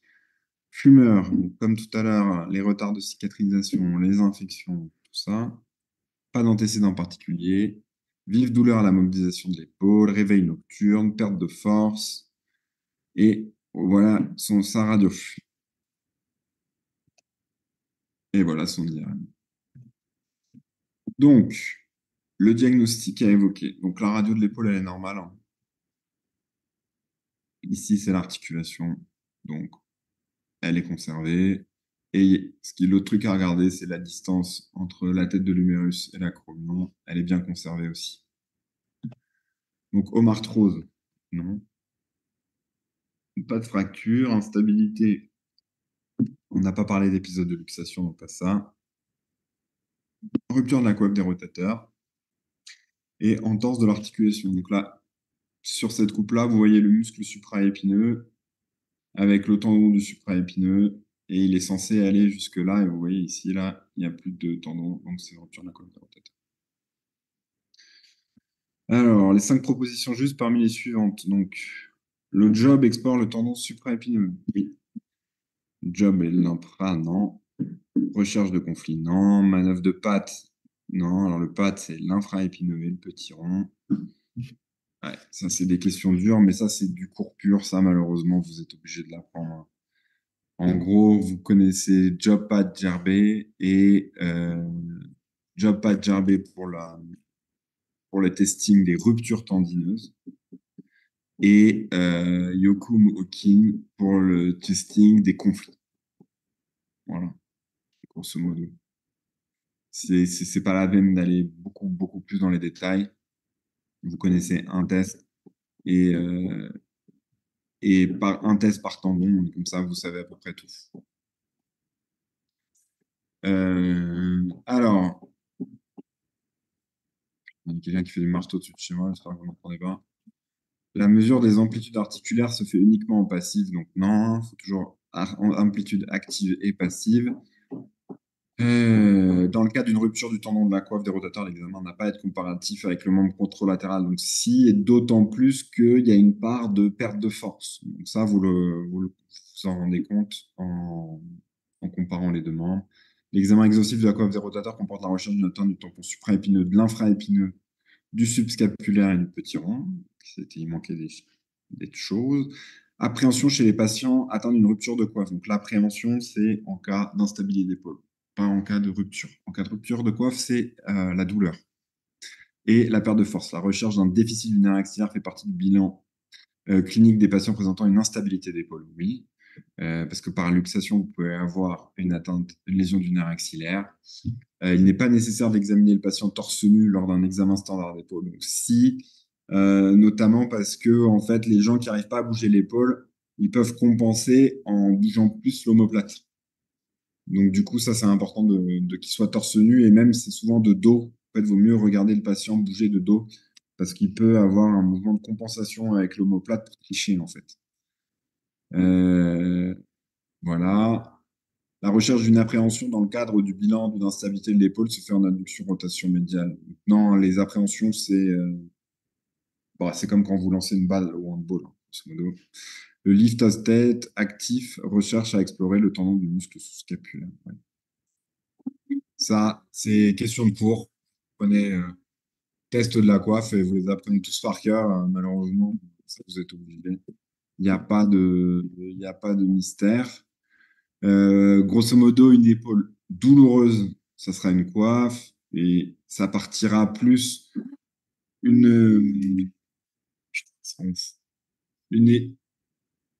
une atteinte de la coiffe un patient, genre la coiffe des rotateurs typiques, c'est patient de 60 ans, travailleur manuel, qui vient pour des douleurs d'épaule, ce sera une coiffe. L'instabilité d'épaule, ça sera plus un patient de 25 ans qui fait du judo, qui fait du handball, qui fait des sports un peu de contact et qui viendra avec une épaule qui peut être douloureuse ou indolore et plutôt de la luxation. Sur le contexte, vous pouvez, voilà, sur une épaule et l'arthrose, mais bon, je pense pas que vous ayez un sujet d'arthrose d'épaule, c'est pas grand-chose à dire dessus. L'arthrose, ça sera plus une vieille dame de 75-80 ans. Voyez? Donc, d'une épaule du jeune, ça sera une instabilité. Une épaule du cinquantenaire, soixantenaire, travailleur manuel, ça sera une coiffe ou un conflit. Et une épaule du vieux, ça sera plus une arthrose. Voilà. Ça vous déblaye un peu, quoi. Ça. Enfin, des questions sur l'épaule? Parfait. Alors, 24 ans, victime d'un accident de la voie publique. Donc, on repart sur le sujet polytro. Enfin, polytro ou traumatisé jeune, quoi. Présente un traumatisme de son membre inférieur, pas d'antécédent particulier, vive douleur au niveau de la jambe gauche, soulagé par les antalgiques de Paletro. Donc, toujours pareil, il y a des éléments à tiquer dans le sujet. On vous dit vive douleur au niveau de la jambe gauche, bien soulagé par les antalgiques de palier 3. Bien soulagé par les antalgiques de palier 3, ça veut dire pas de syndrome de Loche. Les pouls sont perçus, pas d'ischémie. Et pas de déficit sensitif ou moteur d'aval. Voilà, il faut apprendre à lire entre les lignes. Les diagnostics à évoquer à la vue de la jambe de la patiente avant de procéder au bilan radiographique. Donc là, vous avez la photo de sa jambe. Bon. Allez, fracture ouverte de jambe gauche. Donc, pas de syndrome des loges, on l'a dit. Fracture ouverte de la cheville, non. La cheville, c'est là. Là, il y a la mamelle interne, elle est là. Ok, donc c'est plus haut. Contusion avec plaie jambe gauche. Ouais, alors c'est possible hein, qu'elle ait pris un gros nion sur la jambe. Possible. Donc, là, réponse attendue. Oui, ils vous ont mis 12 fois les multipliés. Donc, fracture déplacée, bah ouais, elle est déplacée, hein. Le tibia, il est plus en face du tibia. Fracture de la diaphyse, ok. Donc, bifocale, non. Aile de papillon, non. Et spiroïde, non. C'est une transverse. Ça, c'est un peu les mêmes questions que tout à l'heure. Ah, voilà, transverse. Pas comminutive, hein, il n'y a qu'un trait comminutif, c'est-à-dire qu'il n'y a pas de morceau. Il s'agit d'une fracture avec un raccourcissement du membre. Alors, ouais, c'est raccourci parce que en fait, les deux fragments se chevauchent. Donc, en fait, globalement, votre langue, elle est plus courte. Parce que ça, c'est censé aller ici. Donc, c'est raccourci de cette distance. Il s'agit d'une fracture pouvant se traiter orthopédiquement par réduction et contention dans une bonne plâtrée. Alors, bon, théoriquement, ouais, mais bon, ça se fait pas trop. Ah, et ben, regarde sur la face et dis-moi. Valgus ou varus? On peut pas faire des sondages? Non, ça n'existe pas sur. Ça aurait été marrant de faire ça. Je vais pas vous faire un petit sondage. Non, allez-y, je vous écoute.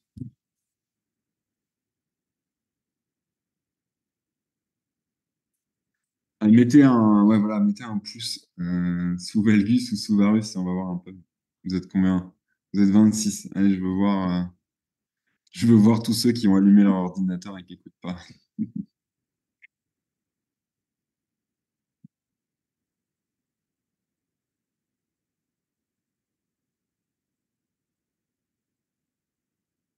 Oh, oui. Allez, faites-moi plaisir. Bon, après, elle a pas un gros déplacement valgus ou varus. OK? Mais on trace l'axe du membre. Donc, le genou, il est là. La cheville, elle est là. Donc, on trace l'axe. L'axe, il est grosso modo comme ça. La fracture, elle est en dedans. C'est du valgus. OK? Bon, il y en a 4. Il y en a 5, du coup, vous revoyez. D'accord? Axe du membre. En dedans, valgus. En dehors, varus. Et bon, c'est déjà pas mal. Moi, je vous aurais appris un truc. Ok, bon, voilà, c'était de la radio. Bon, j'imagine là-dessus pas de questions.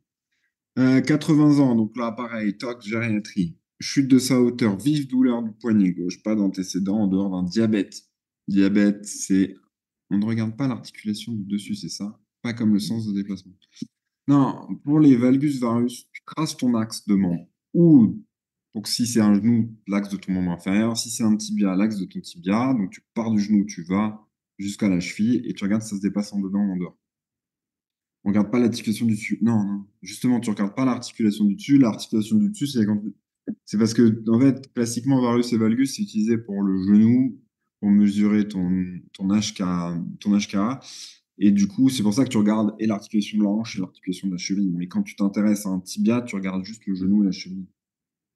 Ce qui te donne l'axe. En fait, il faut avoir les articulations sus et sous-jacentes pour avoir l'axe de ton membre. Mais grosso modo, là, tu sais que ton genou, il est là parce que c'est là qu'il doit être, quoi. Ici, là. Donc ton axe, il est comme ça. Après, il n'y a pas un gros déplacement. C'est pas la fracture hyper déplacée.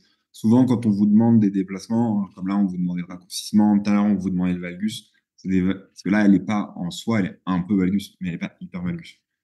Quand on vous demande des trucs comme ça, un peu qu'on ne demande pas tout le temps, on essaie de mettre des radios assez, où tu es assez sûr, quoi.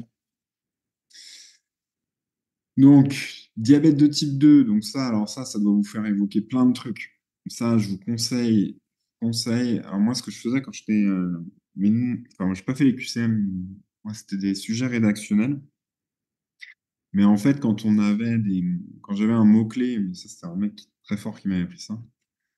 Quand tu voyais diabète, il y a des trucs qui doivent faire toc dans ta tête. Diabète, les pièges, il y a plein de pièges. Le diabète, il y a 1000 pièges. Il faut arrêter les antidiabétiques oraux avant. Il faut arrêter les antidiabétiques oraux avant les scanners. Ça, c'est un truc qu'ils adorent faire. Vous mettre un diabétique à qui on doit faire passer un enjeu scanner. Faut souvent faire des relais par insuline. Le diabète, il peut secondairement se déséquilibrer, donc ça peut finir si elle a des troubles du comportement, quelque chose comme ça. Le diabète, ça favorise les problèmes de cicatrisation.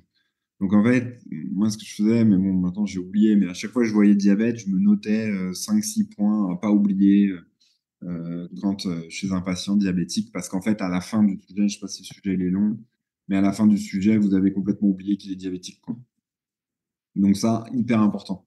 Hypercholestérolémie, bon, ça on s'en fout un peu. HTA, pareil, mais bon, on peut faire attention. À 80 ans, ce qui est vicieux chez les gens de 80 ans, c'est la iatrogénie médicamenteuse, quoi. Quand ils ont beaucoup de traitements, il faut faire attention qu'à chaque fois que vous prescrivez un examen, chaque fois que vous faites un truc, attention aux médicaments qu'ils prennent, quoi.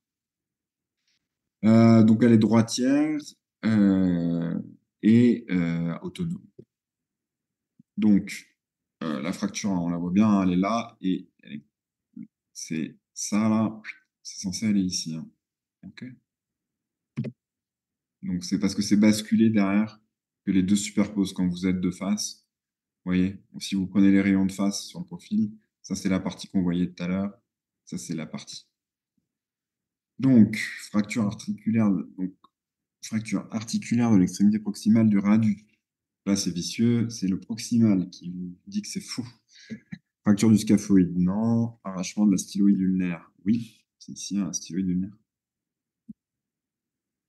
Fracture du radius à bascule post, oui. Mince. Là, le pouce, il est devant. Bascule antérieure, bascule postérieure. Fracture de la diaphyse ulnaire, non.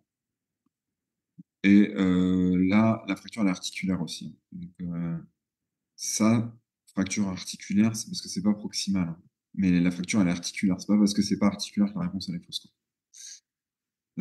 Les 5 propositions vraies de ce type de fracture. Donc, urgence chir, non, pas du tout, c'est un poignet, hein. Traitement de ces fractures est toujours chirurgical. Alors, les patients âgés vont extrêmement bien avec des poignets explosés, quoi. Donc, à 80 ans, vous pouvez le laisser comme ça, en vrai. Il va consolider comme ça, il ira très bien. Il faudra proposer un dépistage de l'ostéoporose. Donc, ouais, 80 ans, ostéoporose. Fracture non déplacée, un traitement sans immobilisation ni chirurgie. Alors, non, si c'est pas déplacé, il faut quand même immobiliser. Recherche une atteinte du nerf médian. Alors oui, le nerf médian, il passe là, juste devant. Donc quand il y a une bascule poste, ça peut le mettre sous tension et avec l'hématome, on peut avoir des problèmes de nerf médian.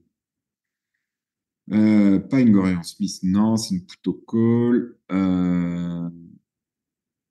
les fractures d'extrémité distale du radius sont systématiquement associées. Non, il n'y a pas toujours un arrachement de la styloïde ulnaire. On retrouve généralement, en cas de bascule postérieure, une déformation du ventre en ventre de fourchette et en main botte radiale. Putain, c'est des questions dures, hein. Non, non, c'est faux. Le calvicieux est une des principales complications de ce type de fracture en cas de réduction insuffisante. Donc, quand vous laissez le poignet comme ça, vous avez un calvicieux. C'est-à-dire que ça va consolider, mais ça va consolider de travers. En cas de fracture non déplacée, l'immobilisation par manchette plâtrée, donc 6 semaines, c'est le délai d'immobilisation de quasiment tout, sauf des diaphyses. Les diaphyses, c'est 3 mois. Mais les diaphyses, c'est très rarement un traitement orthopédique, parce que justement, c'est 3 mois d'immobilisation. En cas de fracture non déplacée, l'immobilisation plâtrée est à maintenir pour 3 mois. Non. Il s'agit de la plus fréquente des lésions osteotraumatiques devant les fractures de l'extrémité proximale du fémur. Oui, oui. Les poignets, il y en a beaucoup, hein. Sur le sujet âgé, c'est une vraie zone d'ostéoporose. C'est vraiment des zones fragiles. Il s'agit de la plus fréquente des lésions fracturaires dues à l'ostéoporose. Non, il n'y a pas de place pour le fixateur externe dans la prise en charge chirurgicale de ce genre de fracture. Quand c'est trop communicatif, le fixateur externe peut être une option. Mais ça, on ne vous le demandera pas en vrai. Ce n'est pas une question d'internat. Il n'existe pas de risque de syndrome d'Ehlers suite à ce type de fracture. Il y a toujours un risque de syndrome d'Ehlers. Ouais. C'est l'avant, c'est l'arrière. Le fragment, il est parti en arrière. Simple.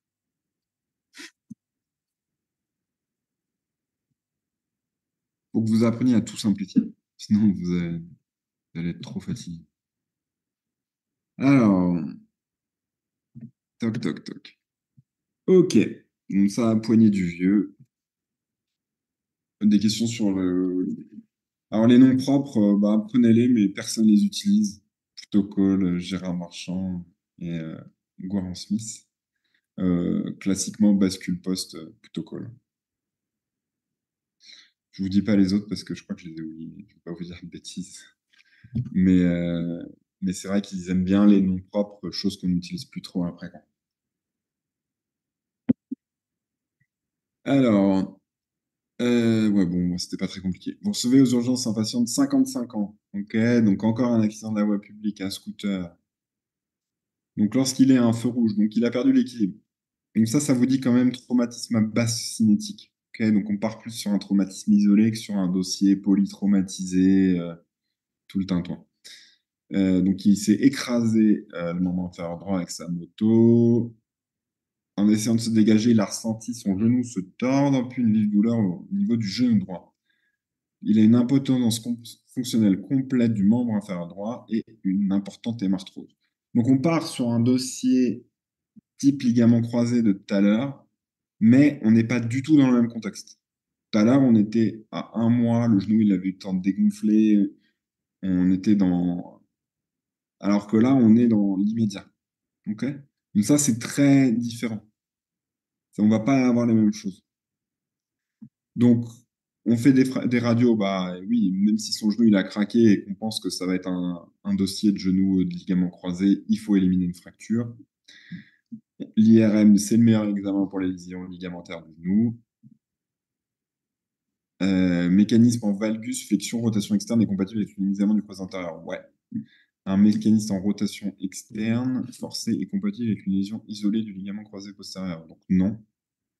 Le choc rotulien n'est pas présent s'il est marteau. Le mécanisme en valgus, flexion, rotation externe. Alors attends, est-ce que tu peux...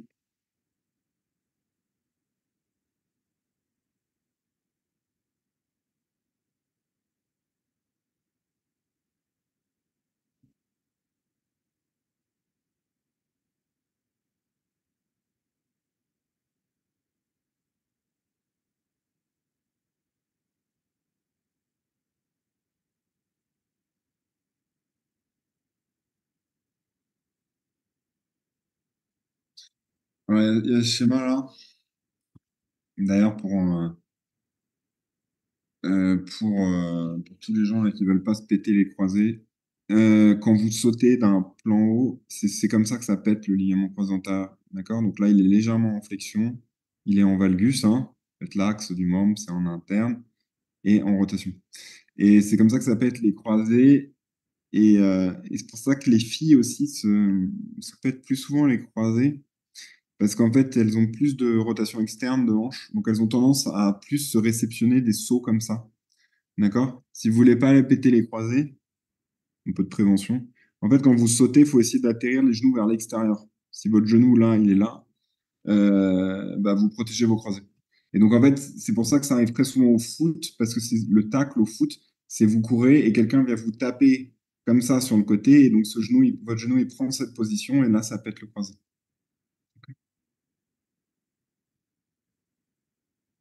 Voilà. Et le LCP, c'est plutôt un tiroir poste à 90 degrés. Ok. Alors, le choc rotulien n'est présent que si l'hémarthrose est associée à une lésion de l'appareil extenseur. Non, le choc rotulien, c'est juste, ça veut dire qu'il y a du liquide entre la rotule et le fémur. Donc, en fait, vous avez un choc rotulien.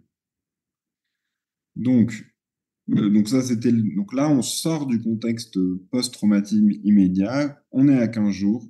Donc, il a plus de douleur. Donc, ça, c'est pour vous dire, le patient est examinable. C'est ça que ça veut dire. L'examen du clinique du genou est donc facilité. Voilà. Vous retrouvez un arrêt mou au test de Lachman, un tiroir antérieur à 90 degrés de flexion, une laxité en valgus. Alors là, celui qui vous a fait le dossier, il est un peu salaud. Et un ressaut rotatoire. Il n'existe pas de laxité en valgus ou en varus en extension. Il n'y a pas d'avalement de la tuberosité tibiale antérieure. Quelles sont les propositions? Alors, on va faire un par un. En fait, dans ce cas-là, il faut décortiquer. Donc, arrêt mou au Lachman, LCA pété.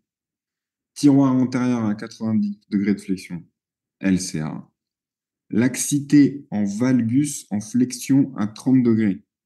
Ligament latéral interne, ressort rotatoire, LCA. Pas de laxité en valgus ou en varus en extension, pas d'atteinte des coques postérieures, ni des points d'angle postérieurs. Il n'y a pas d'avalement de la tubérosité tibiale antérieure, pas d'atteinte du LCP. Voilà. Donc ça, il faut prendre chaque point. Vous prenez chaque point et vous mettez, alors ça, c'est ça, ça, c'est ça, ça, c'est ça. Et après, une fois que vous avez écrit ça sur votre petit brouillon, vous regardez. L'arrêt mou au test de Lachman en faveur d'une lésion du LCP, faux. Présence d'un ressort rotatoire est en faveur d'une lésion médiale, non, c'est du LCA. Le tableau clinique est celui d'une rupture du LCA associée à une lésion du plan médial, oui. Le tableau clinique est celui d'une rupture du LCA associée à une lésion du plan latéral, non. L'absence d'avalement de la tuberosité tibiale antérieure signe l'absence de lésion du LCP, oui. Ça, c'est compliqué, hein. Ça, c'est vraiment des questions dures. Faut vraiment prendre point par point. Et puis, bah, là, faut connaître votre cours, hein. Mais bon. Examen clinique du genou, c'est pas facile. Excusez-moi. Ouais. La laxité en valgus et varus en extension, ça sert aussi à regarder les ligaments collatéraux, du coup? Ou... Ouais. En gros, quand tu as une atteinte à 30 degrés de flexion, c'est le ligament latéral isolé. C'est-à-dire que si tu as juste ton LLI qui est pété, c'est à 30 degrés. Si tu as une atteinte parce qu'en fait, ce qui va verrouiller ton genou en extension complète, c'est ton ligament interne et ton point d'angle postérieur et tes coques postérieures. OK? Donc, si tu as le ligament interne pété, tu vas avoir une laxité à 30 degrés, mais pas de laxité en extension complète. Si tu as le ligament interne et les coques, tu vas avoir une atteinte à 30 degrés et une atteinte en extension. OK? Tu comprends ou pas? Oui, j'ai compris, merci. OK.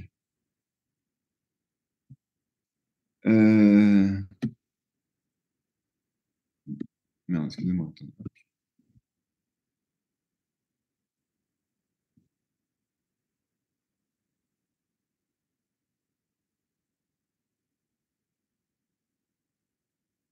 Ok, donc voilà, bon, ça c'était une question d'examen clinique du genou. Ensuite, on repart sur un sujet de poignet. Alors, la bascule. Ah bah non, vous avez la réponse, dommage, on aurait pu faire un autre sondage. Donc la bascule, elle est toujours. Donc tu regardes ta colonne du pouce. Alors là, c'est un peu salaud parce qu'ils ils t'ont mis le pouce ici. Donc le fragment, il part derrière. Donc c'est une bascule postérieure. Donc c'est une poutre au col. Et le reste, c'est pas un scaphe, hein. Le scaphe, c'est cet os-là. Vous n'êtes pas obligé d'apprendre tous les noms des os de la main. Apprenez que le scaphoïde. C'est celui-là. Ok? Je pense pas que vous aurez un sujet avec un amatome, un capitatum cassé. Par contre, un scaphoïde cassé, c'est possible. Donc c'est celui-là, le scaphoïde. La styloïde d'une herbe, c'est ça. Elle n'est pas cassée cette fois-ci. Et c'est une bascule post. Ok. Ah ouais, ok, ça c'est un sujet avec des trucs un peu variés. Donc, vous êtes l'orthopédiste de garde, 50 ans, douleur, impotence fonctionnelle totale, constante vitale. Oula, donc quand on vous donne des constantes vitales en orthopédique, c'est souvent de l'infectieux, hein, parce que c'est un truc qu'on regarde pas trop. Effectivement, il a de la fièvre, il est diabétique, il vous rapporte une boule de pus à côté de son ongle après avoir bricolé dans son garage. Donc ça veut dire qu'il a eu un panari. Il a eu un panari, il a pris des AINS et donc il a fait un phlegmon. Ouais. Alors, donc, il ne s'agit plus d'un panari, il s'agit d'un phlegmon sans signe de gravité. Bon, là, quand vous voyez un doigt comme ça, vous imaginez que c'est grave pour son doigt. La prise d'AINS est un facteur de mauvais pronostic. Oui, le diabète est un facteur de mauvais pronostic et l'hyperthermie est un facteur de mauvais pronostic. Donc là, il a un doigt horrible. OK? Donc les gaines, hein, ça c'est une infection de la gaine. Donc, c'est assez classique, un dossier qui commence par un panari. Le panari infecte la gaine, ça part en infection de la gaine. Le phlegmon, c'est un gros doigt. Là, c'est un très beau phlegmon. Ok, donc ça, c'est chirurgical en urgence. Il faut aller tout laver, il faut aller ouvrir toute la main. Puis les antibiotiques, ça risque de séquelles majeures. Vous voyez, monsieur H. Alors, ouais, ça, c'est les. Ok. Donc là, ce coup-ci, on repasse en accident de la voie publique. Donc là, par contre, gros accident, 60 km/h, constante stable, la cheville droite. Donc là, c'est pas beau. Donc là, c'est a priori une fracture un peu bimalléolaire ouverte. Donc le tétanos toujours, bilan préop, bah, là vous êtes sûr qu'il va falloir l'opérer. Il faut des radios pour voir la fracture. Antibiothérapie, donc c'est pas de l'avant-co, hein, souvent c'est de l'augmentin. Immobilisation à visée antalgique. En vrai, vous pouvez mettre un pansement et faire une attelle par-dessus. Donc je suis pas complètement d'accord avec la dernière, mais le reste c'était bon, ça va. Il est rien de bien compliqué. J'ai adressé aux urgences de votre hôpital pour traumatisme du genou droit alors qu'il faisait du trampoline. Donc là, trampoline, c'est ligament croisé. Souvent, les trampolines, c'est des traumatismes du genou assez violents. Donc c'est souvent ligament croisé antérieur plus en autre ligament. Il a ressenti une violente douleur associée à un craquement, un potentiel fonctionnel total fait suite à cet épisode associé à une déformation majeure. Ah, déformation majeure, ça sent la luxation plutôt. Voilà. Donc là, vous voyez, le genou, il est luxé. Luxation de genou, un truc dans votre tête, c'est angioscanner. D'accord? Ça peut faire des ischémies. L'artère poplitée, elle passe là, là. Donc ça peut faire des ischémies. Ça, c'est le truc auquel il faut penser. Alors, parmi les propositions suivantes, laquelle ou lesquelles sont vraies? La luxation correspond à une lésion isolée du ligament croisé antérieur et du ligament collatéral médial. Non. Il existe un risque de lésion nerveuse, oui, hein, parce qu'à côté de l'artère, il y a les nerfs. En fait, dans l'idéal, c'est réduction angioscan. Parce que de toute façon, il va falloir de réduire un genou, ça fait cloc-cloc. Ça fait 2 secondes, il faut juste le sédater un petit peu. Et l'angioscan, en fait, c'est toujours pareil. Le problème du Doppler, c'est que déjà, c'est quasiment plus compliqué d'avoir un Doppler à l'hôpital. Et il n'y a que le dopplériste qui pourra regarder les images. Donc, il va dire, ouais, lésion de l'artère, là, là, là.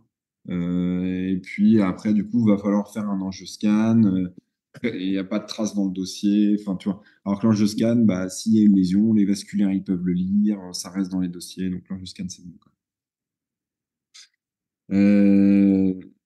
Tout ce qui est traumatique, de toute façon, les angioscans, c'est mieux. On évite les échos, les dopplers, pour tout ce qui est aigu.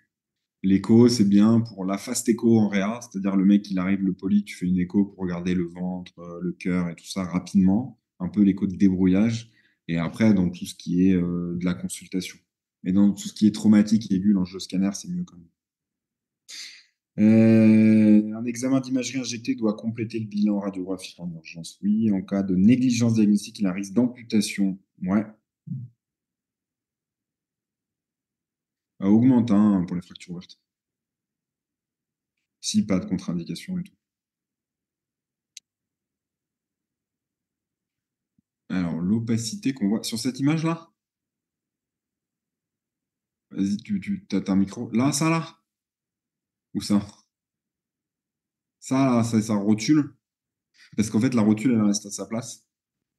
Et ça, c'est la telle.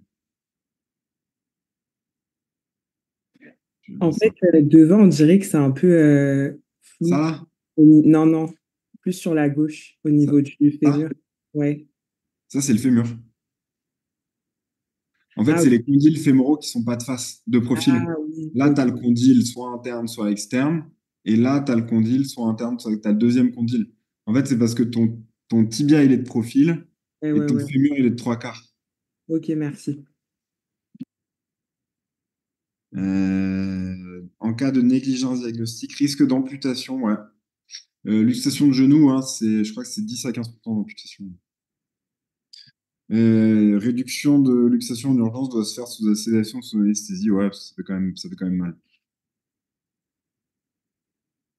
Ouais, vous luxez pas le genou, c'est vraiment grave comme lésion.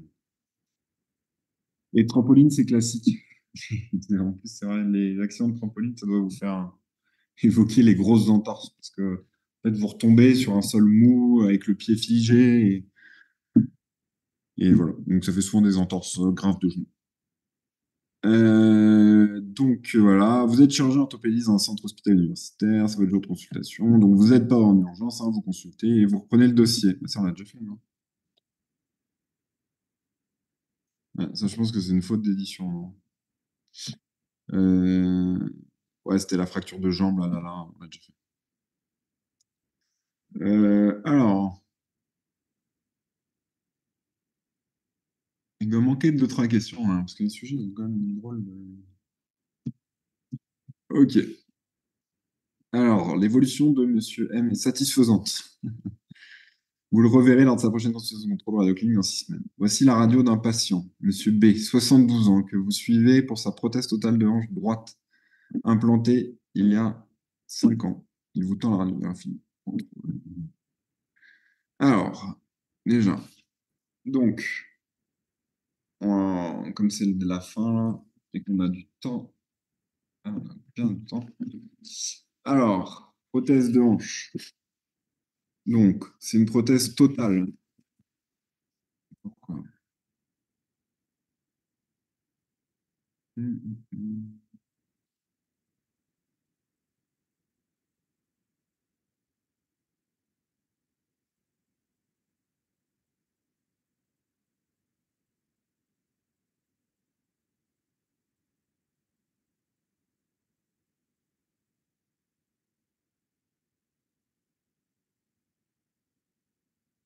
Ça, c'est une prothèse intermédiaire de hanche. Vous voyez encore le cotyle ici. Ok. Donc, on n'a pas remplacé le cotyle, on a juste remplacé le fémur et mis une cupule à l'intérieur du cotyle du malade. Ok. Vous voyez ça? Ici, là,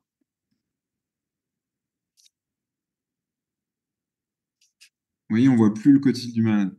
C'est un cotyle prothétique. Donc, c'est une prothèse totale. Au niveau de la tige fémorale, vous voyez là, tout ce blanc autour, tout ça, c'est du ciment. Donc, c'est une tige cimentée. Là, il n'y a pas ça autour du cotyle. Donc, c'est un cotyle sans ciment. Voilà.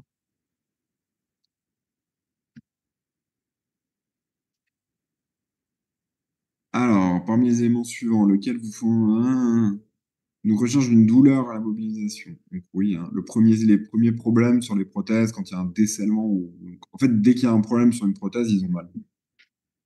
Donc, c'est le premier truc. L'aspect de la cicatrice, on regarde toujours les cicatrices.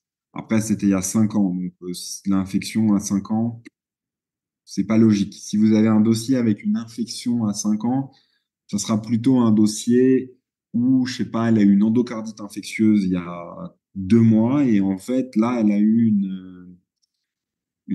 ça arrive, elle a eu une translocation bactérienne, pas son endocardite, sur sa prothèse. Mais c'est pas une infection post-opératoire. L'infection post-opératoire, ça sera un J10, J15, avec une cicatrice moche. s'il y a 5 ans, il y a une infection, c'est qu'il faut rechercher soit une infection dentaire, soit une endocardite, soit n'importe quoi, mais une porte d'entrée, quoi. C'est pas une infection post. Évaluation du périmètre de marche, donc ouais, c'est toujours savoir si elle a combien de temps elle peut marcher. Évaluation de la pratique des escaliers, donc est-ce qu'elle peut monter les escaliers. Recherche d'une usure de la prothèse. À 5 ans, les prothèses, elles sont pas usées. Donc non, c'est plutôt là, c'est des signes de décèlement. Il y en a pas, il n'y a pas de liseré autour de la prothèse. Ok, voilà. Bon, ben voilà. Bon, est-ce que vous avez des questions, des trucs que vous n'avez pas compris sur l'orthopédie en règle générale? Parce que les sujets, bon, vous voyez, c'est un peu tout le temps la même chose quand même, hein. Moi, je vous conseille de refaire le sujet. Je ne sais pas si vous avez le temps. Ce qui est pas mal, c'est de refaire plusieurs fois. Donc, vous essayez de vous refaire le sujet. Vous voyez où vous vous êtes trompé. Vous verrez, en fait, vous ferez des fautes quand même. Souvent, il faut refaire 3 fois un sujet pour arrêter de faire des fautes. La première fois, on fait des fautes. La deuxième fois, on refait les mêmes, voire on en fait d'autres. Et c'est au bout de la troisième fois qu'on progresse. Donc, n'hésitez pas à refaire plusieurs fois ces sujets. C'est mon conseil. Et essayez d'avoir aussi un peu des automatismes, des réflexes. Il y a des choses dans l'énoncé qui doivent vous faire tiquer. Ça, c'est hyper important. Parce que c'est ça qui va faire que.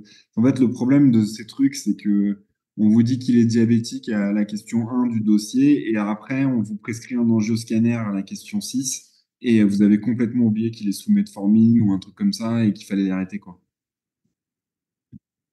Je vous l'ai pas envoyé? Regarde, ah ouais, ou alors t'es arrivé après? T'as pas accès, je l'ai envoyé.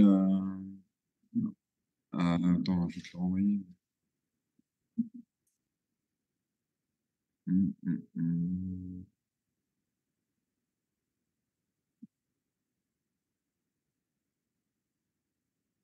Ah ouais, t'avais 5 minutes de retard, ouais, c'est ça.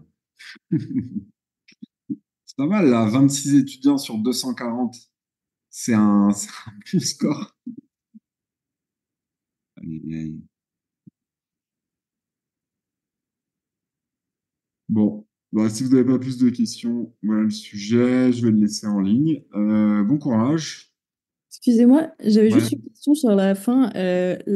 L'usure de prothèse, on la regarde comment? Alors, euh, ça se voit en fait. Je sais pas si ça peut trop tomber, hein, en vrai.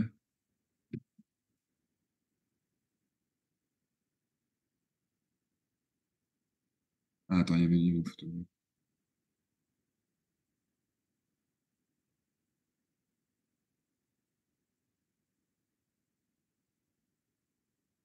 En fait, c'est sur les prothèses en polyéthylène, donc en plastique, comme ça, tu vois. En fait, tout ça, c'est du plastique. Tout ça, c'est du plastique. Et l'usure, en fait, la tête, elle va s'excentrer d'un côté parce que le plastique, il fuse. Là, en plus, alors là, c'est pas une usure. Là, le problème sur cette prothèse, c'est un décèlement. Je sais pas si tu vois ici, il y a un petit liseré qu'il n'y a pas ici. Donc ça, c'est une photo de décèlement. Mais en fait, une usure de prothèse, c'est que le plastique, il va être plus symétrique des deux côtés. Je pense vraiment pas que tu peux avoir un dossier avec une usure de prothèse. Ce que tu auras plutôt, c'est un décèlement. Et quand tu as un décèlement, tu vas avoir une radio. Je crois que j'en ai vu une. J'en ai pas une. En fait, souvent, le principal signe de décèlement, c'est la mobilisation des implants. Et donc, tu verras un truc un peu fragment, quoi. En fait, plus la question, elle est pointue ou spécialisée, plus le truc est évocateur. Tu vois, ça, typiquement. Tu vois, là, la prothèse, elle est dans le petit bassin, tu vois. Bon, bah là, tu as un décèlement du côté. Bon, quand tu auras des sujets comme ça, je pense pas que tu auras une. Je vois pas. Enfin, bon. De toute façon, s'ils font tomber un sujet comme ça, tout le monde a faux. Donc, je pense que je me prendrai pas trop la tête avec les trucs usure, décèlement de prothèse. Ou alors, c'est que ça sera un truc hyper évocateur et t'as pas trop de doute, quoi. Pareil, en fait, c'est ce que le décèlement, ils vont te dire, ça va être un sujet, voilà, elle a eu ça. Le sujet de décèlement, si tu vois une radio, Ils vont te dire, ouais, elle a eu sa prothèse il y a 15 ans, elle revient parce que depuis un an, elle a des douleurs qui sont réapparues au niveau de cette hanche. Le premier truc, ça sera qu'est-ce que vous faites comme examen? Donc, tu fais une radio. Ensuite, tu vas dire, ouais, j'évoque un décèlement. Ensuite, tu vas faire une ponction parce qu'il faut toujours rechercher une infection dans les décèlements, même si c'est un décèlement à 15 ans de sa prothèse. Et après, le traitement, c'est le changement de prothèse. Grosso modo, c'est ça pour résumer, tu vois. Mais tu n'auras pas un truc un peu vicieux avec une usure et tout. Je pense pas. Ok, Ou bah, alors, si là, personne n'aura bon, donc tu perdras pas des places à l'internat à cause de ça, quoi. Voilà, voilà. C'est bon pour vous? Ah oui, et travaillez l'orthopédie parce que surtout avec vos systèmes, là, votre scène et plein de questions. euh, En fait, avant, ça tombait jamais l'orthopédie parce qu'on ne faisait pas un dossier complet d'orthopédie. Maintenant, vous pouvez quand même avoir des petites questions d'orthopédie et ça peut vraiment faire la différence. Et essayer en orthopédie d'être très clair sur les bons concepts et puis pas de vous embrouiller trop avec les mini détails parce que ça va juste vous embrouiller le cerveau, quoi. Mais essayez quand même d'avoir des bases de logique pour au moins gagner le maximum de points à des questions où les gens vont pas mal se planter. Ça fait pas mal la différence à l'EC. Voilà. Allez, bon courage puis à plus. merci, bonne Et journée. tu sais quoi servent les papilles et les papilles? Ah, oh putain, la question dure pour finir, quoi. Grosso modo, les points d'angle, les points d'angle, putain, j'aurais dû raccrocher plus tôt, quoi. Les points d'angle postéro-interne et postéro-externe, t'embête pas avec. C'est laxité à 30 degrés de flexion, c'est juste le ligament latéral interne, par exemple. Laxité à 30 degrés de flexion et en extension complète, c'est le ligament latéral interne et le papille, point d'angle postéro-interne. Pareil pour le plan externe. Juste ça, tu vois, simple. T'emmerdes pas à connaître tout le papy, le papeux, il y en a, ils savent même pas. Je suis même pas sûr que les gens, ils sachent exactement ce que c'est, que ça existe vraiment et tout. C'est un peu... Donc, c'est juste 30 degrés de flexion, c'est le ligament interne. 30 degrés de flexion et en extension complète, c'est le ligament interne et le papy. Si tu sais ça, c'est déjà très très bien. Va pas plus loin. Allez, je vous laisse avant d'avoir une autre question hardcore. Salut.